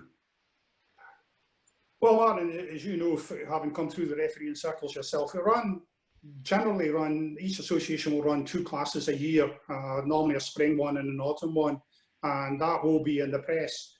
But the simplest way is to go on to the SFA website, the Scottish FA website, scottishfa.co.uk, and in there you'll find the secretaries of all the associations, and there's a box which you can fill in, and it'll go to the association, and the association will get back in touch with you and tell you when the next classes are going to be. Now, obviously up north, because of the widespread area, it can be quite difficult for us to pull everybody into a centre for a class. I mean, even Murray, if you consider you've got Banff at one end, Nairn, Granton, whatever. We actually recently did a exam course using Zoom, which was actually quite successful. Yeah, there were teething problems the first time we had done it, but it may mean that we're able to run classes along those lines without having to drag people in 60 or 70 mile to go to Brora Briggs and sit and do a 2-hour course and then have to drive all the way home again. It can be done. It's actually been very good. One of our more successful classes, and hopefully maybe next year the SFA will have an actual online course. So just to make it easier for people, there's a lot more people use the technology and to deliver that sort of instruction. So moving forward, yeah. But yeah, no, there are great opportunities in Scottish football. Yeah, you've got to have the dedication. And Bob Valentine always says that you have to have a bit of luck. The observer who comes along on Saturday sees you have a good game. The following week, no observer, but you've got a stinker. Well, you've maybe got off with it. You've had that wee bit of luck, that sort of style. But generally, the cream gets to the top. The better referees get to the top. And it's a great career being involved in senior football, to be able to do things that people who have got no football skills, i.e. in the terms of like a Duncan and Joe there, don't have the football skills, but they might have the management skills. I would most certainly mirror that. When it came to football skills, at the very best, I might have been aspired to have been rubbish at the very best. But being a Speyside and having gone to school with a lot of very well-established football players who went on to have great careers, certainly it was there's not much else to do on Saturdays in Rothes. We go to football. So I was very, very fortunate to you go up to Dooney, Martin. You go up to Dooney. Only in the summertime, Dave. But no, joking apart, it gave me a great opportunity. It was quite a surreal moment. I think the first time Aberdeen played Hearts, I was on the line. Nicky Walker was in goals. That's nearly two guys from Speyside High School who expected to be participating in the Scottish Premier League, in the 90s. And ultimately, I now have a full-time job in football, or I'm hoping to still have a full-time job in football, because of what happened through my refereeing, and it's been absolutely wonderful for me. Well, speaking about the COVID thing, Bill,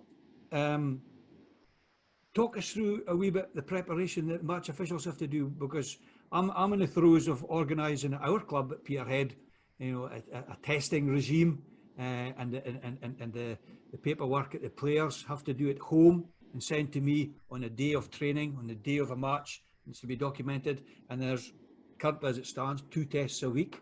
The issue I have is I've got guys all over Scotland, so I'm having to court other clubs to get opportunities for them to test. What are the referees having to do? The referees have got to test.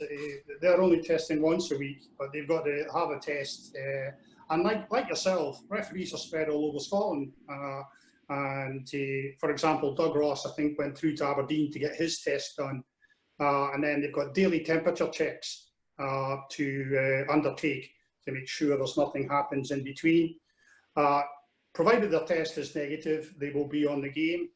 We have, for the time being, a standby referee appointed on a Saturday in case any of the 4 referees who turn up to a game, and as Duncan will know, at Ross County we all had our temperatures checked there on a Monday night before you could get entry into the ground. If one of them was to fail that test, then the standby referee, who will be about an hour away from the stadium, will be called in, because the guys have got to be there 2 hours before, so that gives them an hour to travel and an hour before the game. So there's a lot of testing, and just like you say, they have got to complete a whole lot of paperwork prior to arrival at the ground, which they've got to hand to the COVID rep, and he will check to make sure everything's in order. It was similar for myself, even going to Ross County and I'm sure it was the same for yourself, Duncan. On the Monday night, you had to fill in a questionnaire that you had no symptoms, you hadn't been in touch with anybody, before you arrive at the ground. Regarding training the guys, we still can't train as a referee association. So all the senior guys have got individual work to do. So they've got training plans from the referee department, fitness coaches, which they've got to complete. They all have polar watches nowadays, basically, which records what training they've done. All those facts are fed into the sports scientist at the SFA, and he will be able to say whether someone's doing the correct level of testing. So, Joe, there's no hiding. You've got to do the training. Unless, of course, there's quite a lot of referees. You didn't have them. I was going to say there's quite a lot of referees have purchased whippets lately, and their collars look very similar to the GPS tracking system. But the senior referees now are very fit individuals. I mean, they really are. I'm not saying the referees back in our time or even slightly before Martin weren't fit. They were fit for the game that they had to do. The game has moved on. Players are fitter, so the referees have moved on, and they are fitter. There is no question about it. Nick Walsh there, for example, Duncan. I mean, Nick is a PE teacher, and Nick is an extremely fit individual. You know, extremely fit individual. But you have to be for the modern game. You have to be. It's played at a different pace, totally different pace. So yeah, COVID has caused issues, but we managed to overcome them or deal with them at the moment, shall I say that way. We've managed to deal with getting everybody up to scratch, and hopefully we've got the game back that we all like on a Saturday. Hopefully that will come back gradually even more once the lower leagues can kick in October, fingers crossed. And finally, Bill, couldn't have you on the show without asking a question. VAR, help or hindrance? What is that? What is VAR? It's got to be a help for referees. If you look at, let's go to probably the most famous example of Terry Henry's handball. It knocked Ireland out. If you can pick up those obvious and major errors, it has to help the referee. It has to help. To me, if it removes those obvious errors, it's got to be to the benefit of the game.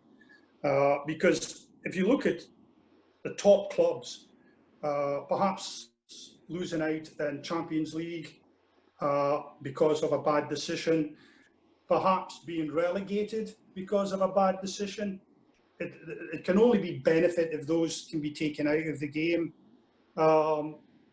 Looking at it from as a football fan, I sometimes do myself get annoyed at the length of time it takes for a decision to be made, you know, a goal or whatever, and you're thinking, right, first look, that's offside, but it seems to take a little bit longer.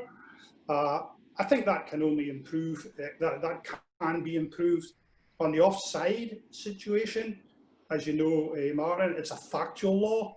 So if your toe's offside, you're offside. We might not like it, but unfortunately, the way the laws of the game are written, it's factual. Your toe's offside, therefore you're nearer to the opponent's goal. So until or if they ever change that law, then that's going to have to be. We're just going to have to accept it. It's a bit like Hawkeye in tennis. Hawkeye is electronic, but we say that it's 99.9% correct, and players have got the sign to accept that the Hawkeye decision sort of style. So from a football point of view, and somebody who's played the game and loves to watch the game, it's maybe taking the spirit out of goal scorer like Duncan. You know, you bang the ball in the net, and then the first thing you're looking at is the referee. Is he making the TV signal, or has he got his hand to the ear sort of style? So I think that certainly needs, certainly has probably taken a little bit of the goal scoring sort of spirit out. We need to be consistent in how it's used as well. For example, in England, well, they have started doing it now, but in England for a while, for when it first came in, they didn't go to the monitors. It was all left just to the people in the box. But UEFA and FIFA are looking at it, and they're taking over the procedures so that they're consistent through all nations. And there's papers going to come out as to how it should be done going forward.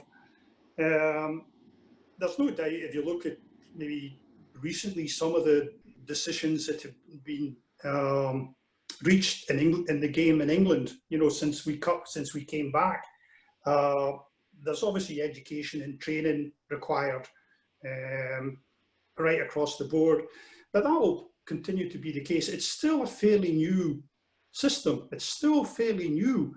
Yep, I think a couple of gripes, which are possibly warranted, and it's the management of the system that needs to be addressed.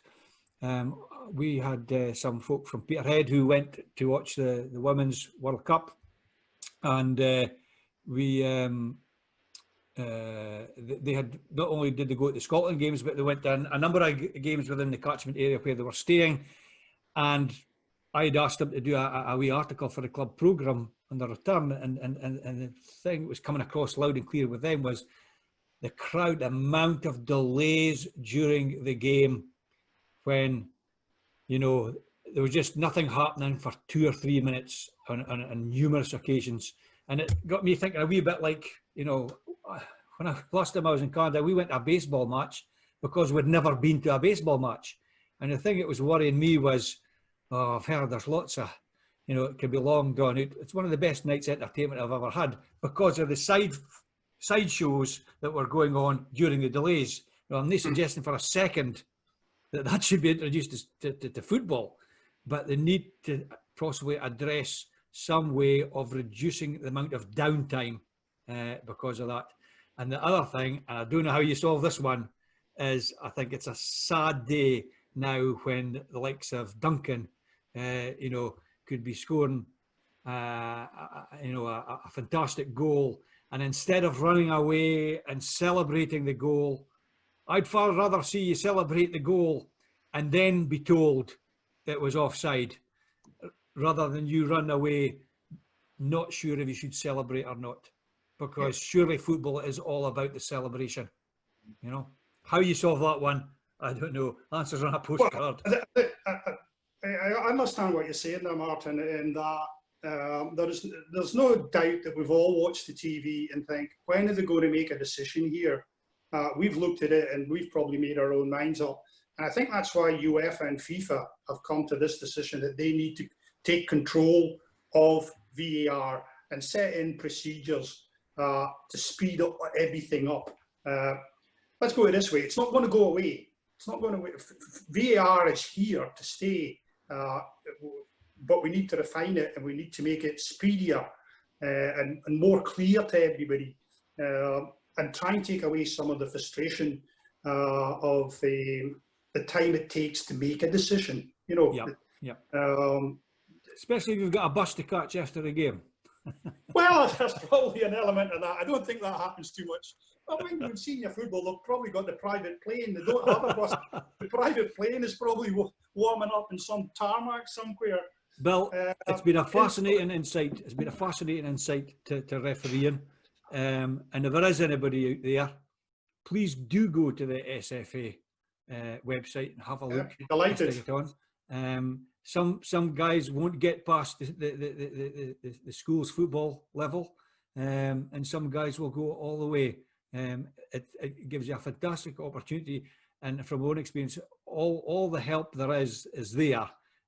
So it's down to you to get to the particular level you want to achieve. So if there's anybody out there, please give it a go.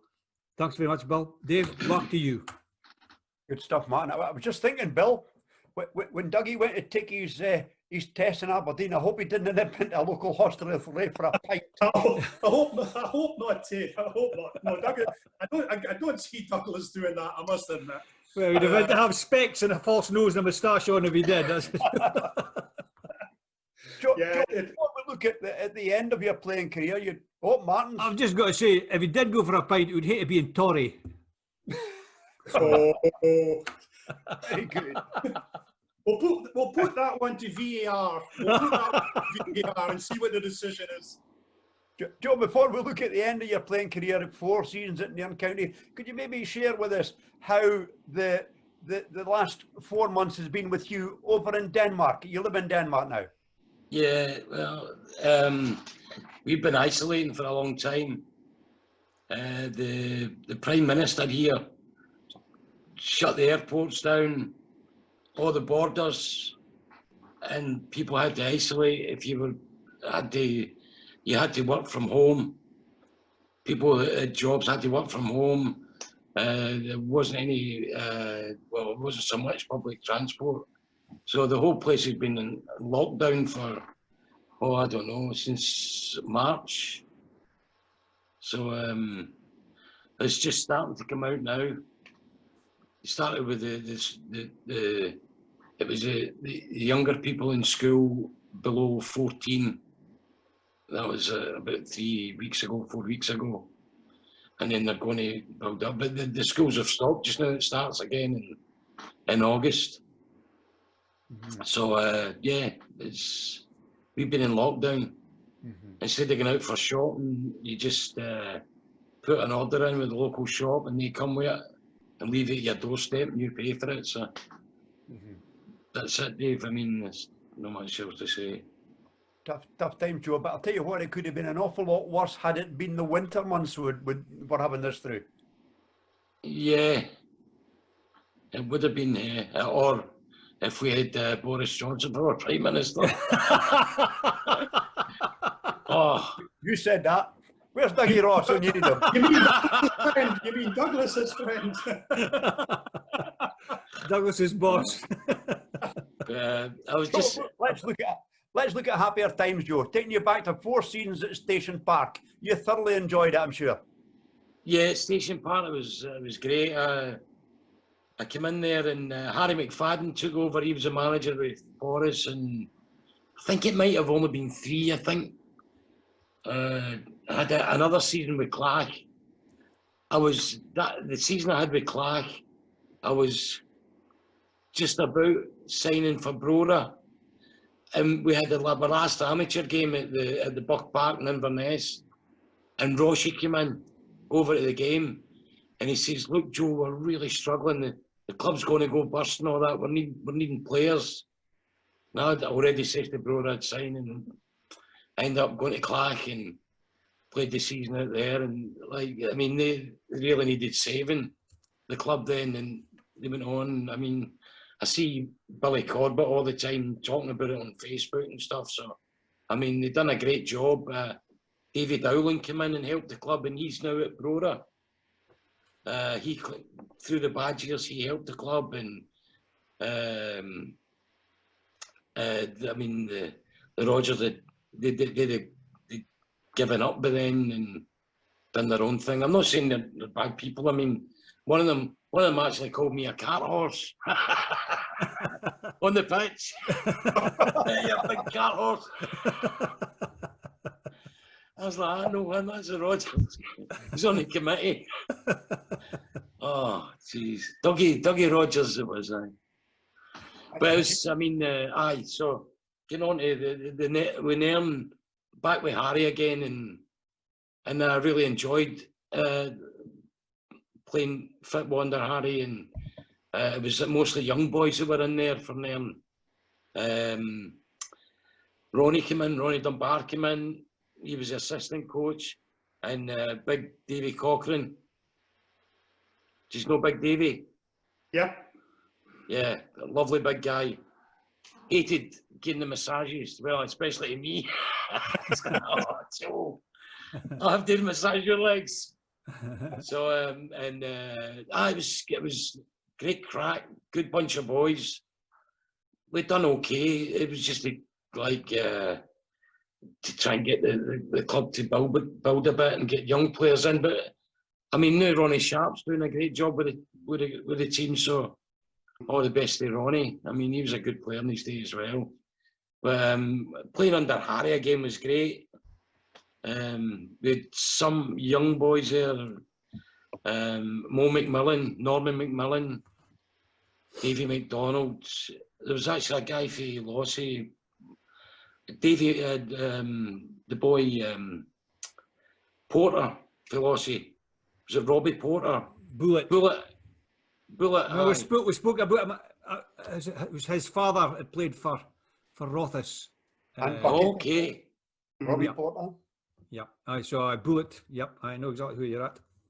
Yeah, so there was, I think Lucy McGraw was there as well for a wee while, and players like that. I mean, we done good. Well, we done okay. Like, it was just a good bunch of boys. But while I was winning, like, the Inverness Amateur Select went to Florida in '92. You know who was the manager there? Big Rav. Oh, it was brilliant. What a trip. I mean, it was fantastic. And then we went back in 94, 96, 98. We just kept going over all the time. Because there's an Inverness over in Florida, an Inverness, Florida, not far from Orlando. So we went over and played them, and the hospitality was amazing. And the mayor of Inverness gave us like a wee plaque to take over to them, and they gave us stuff to take back. It was a real good experience. So I moved to Denmark in '94, and my brother I played for a team near Copenhagen Celtic, and I played a couple of games. So I'd swear to God, I played a couple of games for them, and the selectors was at the game and said we want they two guys there. And we went to Estonia. I couldn't speak a word of Danish then. So I was away with the Danish team over to Estonia playing a tournament over there. Oh, it's amazing. Like, I've been really lucky with the railway team as well. I mean, I've visited so many countries. As I said, myself, Mikey Noble, Decca Wright, Derek Main, Robbie Lowe. We've all been away with the railway team, and I was murder sharing with Mikey. Mikey Noble never ever took aftershave or deodorant or anything. Joe, some scoopy stuff. Joe, I'm gonna some aftershave. Oh Jesus! Oh, he was some lad, but he was a great player, Mikey, as well. Especially for the Cali. You can tell him that, Dunk, if you see him. And you wonder why the price of a British Rail ticket is so high, eh? Oh, I forgot to say we get a week off. A week off work to go away with the railway. Brilliant. A couple of guys you mentioned. That was it. No, a couple of guys you mentioned there, Joe. Ronnie Dunbar, we had him in the show all the way from his home in New Zealand about 3-4 weeks ago. Yeah. And I met in with Harry McFadden 2-3 years ago. Was on holiday in Cyprus. Harry and his wife Margaret live in Cyprus now. Yeah. So we went for dinner with Harry and we had a great chinwag about football, and your name cropped up, by the way. Yeah. Oh. Joe. Well, thanks to Harry. He was saying this steak tastes like an old cart horse. Joe, you're one of what we don't have a lot of in Highland League football at the moment. You're a character, and it's been a real delight for us to have you on the show tonight. Oh, it's great to be here, Dave. Really, it's brilliant. I mean, I've really enjoyed it. Great crack with yourself. Brilliant. I'm going to hand back to Martin to wind up the show. Okay. Duncan, we've got to touch on the fact that you followed Pelly to Aberdeen. It's probably the 2 years there is probably not remembered for the best of reasons, but you did reasonably well given the circumstances, the budget demands that were enforced upon you. Yeah, there was massive budget demands. I think Pelly worked out at something like the town would cut a lot of the players out and save the club about £7,000 a week, you know. And of course we had to replace them with good young. So that's what Stevie was good at, taking in good young Scottish players, you know, and building it from there. But it just didn't work out, you know. It was a marvellous experience, you know, especially for myself, going back to a club that I played for, you know. And I wish it could have been better, but that's just the way. There's a couple of, you know, some really good moments, particularly the one we went Backhead with what I would have thought would have been Aberdeen's youth team. And Celtic hadn't been beaten at home for something like 60 games or something like that. And we beat them 2-1. And I think it was a Tuesday or Wednesday night. David Zadrillik getting the winner. And that was against Larson and all them. And honestly, we had, if you look back in that game, you would see about 4, 5, 6 youth team players, 2 or 3 of them playing, and the others on the bench coming off, and the players out of position. And just the most strangest game ever, you know. And I remember sitting in Martin O'Neill's office afterwards. And Martin O'Neill came in and gave Steve a clip round the ear. He says, "We're beating Barcelona and everybody here, and you come up here with a youth team and turn us over." You know, it just, I don't know, just the way football works at times. But no, we never really got out of the bit and got our teeth behind the job and got going, you know. So which was disappointing. But it didn't sour your appetite for the game. No, And before long, Mark Duncan persuaded you to go along to Victoria Park, Bucky. Yeah, a call a few months later from Mark, and I thought, yeah, I'll have a go at this. I was in Aberdeen at the time anyway, still living. So that's what we did, and spent the first year and a half. Then we decided to move back to Inverness, because I had Graham McBeath as my assistant. And so sometimes I would come up to Bucky from Inverness and take the training there, and that was always a difficult thing I found. We could never really get all the players in the one place at the one time. Some are training in Aberdeen, some are playing here, some can't make it, you know. And you're trying to shape up a team for the Saturday, and you were always up against it, you know, in terms of training facilities as well, you know. But you had a successful period of time there. You brought a few trophies to the club. Yeah, but I think they were after the league. They were desperate to win the league, you know. And there was a lot of players that I'd went for that were just a bit, you know, for me, you know, I'm thinking, wait a minute, you're asking for this sort of money. You're only a part-time footballer. You're not full-time footballer. I know boys at Aberdeen signed the first year contract, not getting anywhere near the money you're asking for, you know. And so I lost a lot of players like that because I didn't believe that, you know, that the club should spend that sort of money on them. But we won a few cups and had some good times. And I mean, so I still speak to Mark and Murray to this day. You know, we're still very friendly. I know he was pretty upset having to make that decision, you know, because they're both big Aberdeen fans as well. But he knows the kind of character I am, and I understood that, you know, that Mark had to go on and do his job. And he picked I think it was Kevin Wool afterwards. I'm not sure if Kevin won the league with them afterwards. It might have been Greg Carroll after that. Greg, yeah. They won it 2 years in a row. But yeah, I was really pleased when they won it.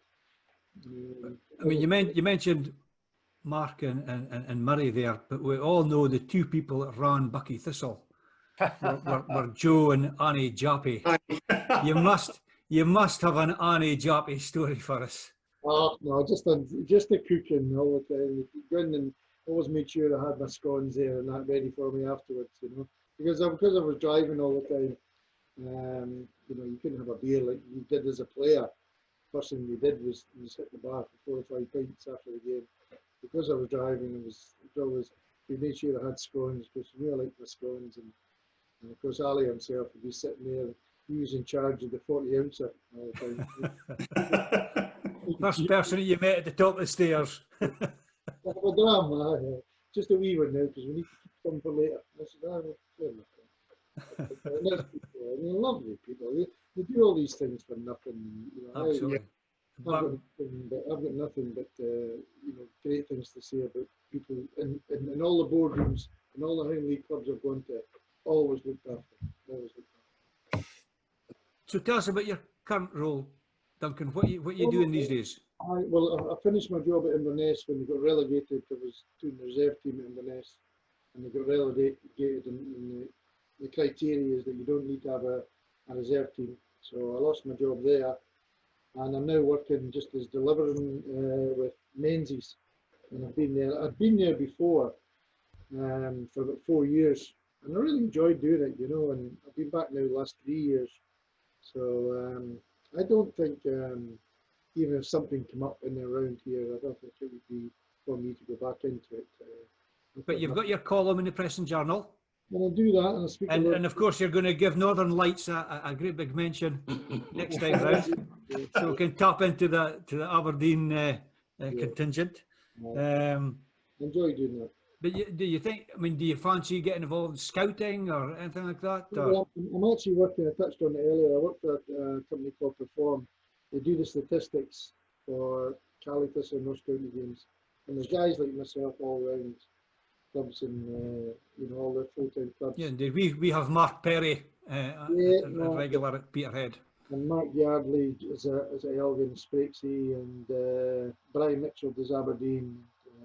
There's loads of other boys down in Glasgow and that. So it's a way of keeping in touch with football, and it's something that I like doing, Duncan, I'm a big believer. Football people should be involved in football, and I make no excuse. This is why we're doing this show tonight, is to keep our fix of football going, and especially for our friends at Alzheimer's Scotland and at Football Memories Scotland. We really hope you get a lot out of this, guys. We know it's been rolled out across certainly the Aberdeenshire area through Peterhead Football Club anyway, and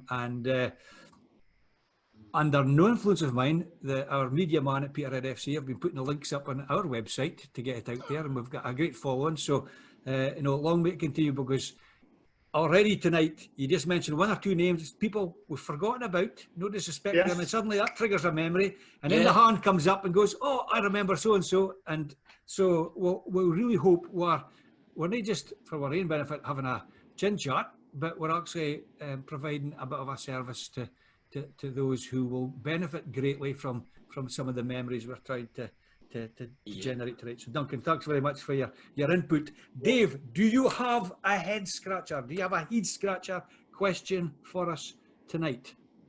I do. It's to do with something called the golden goal.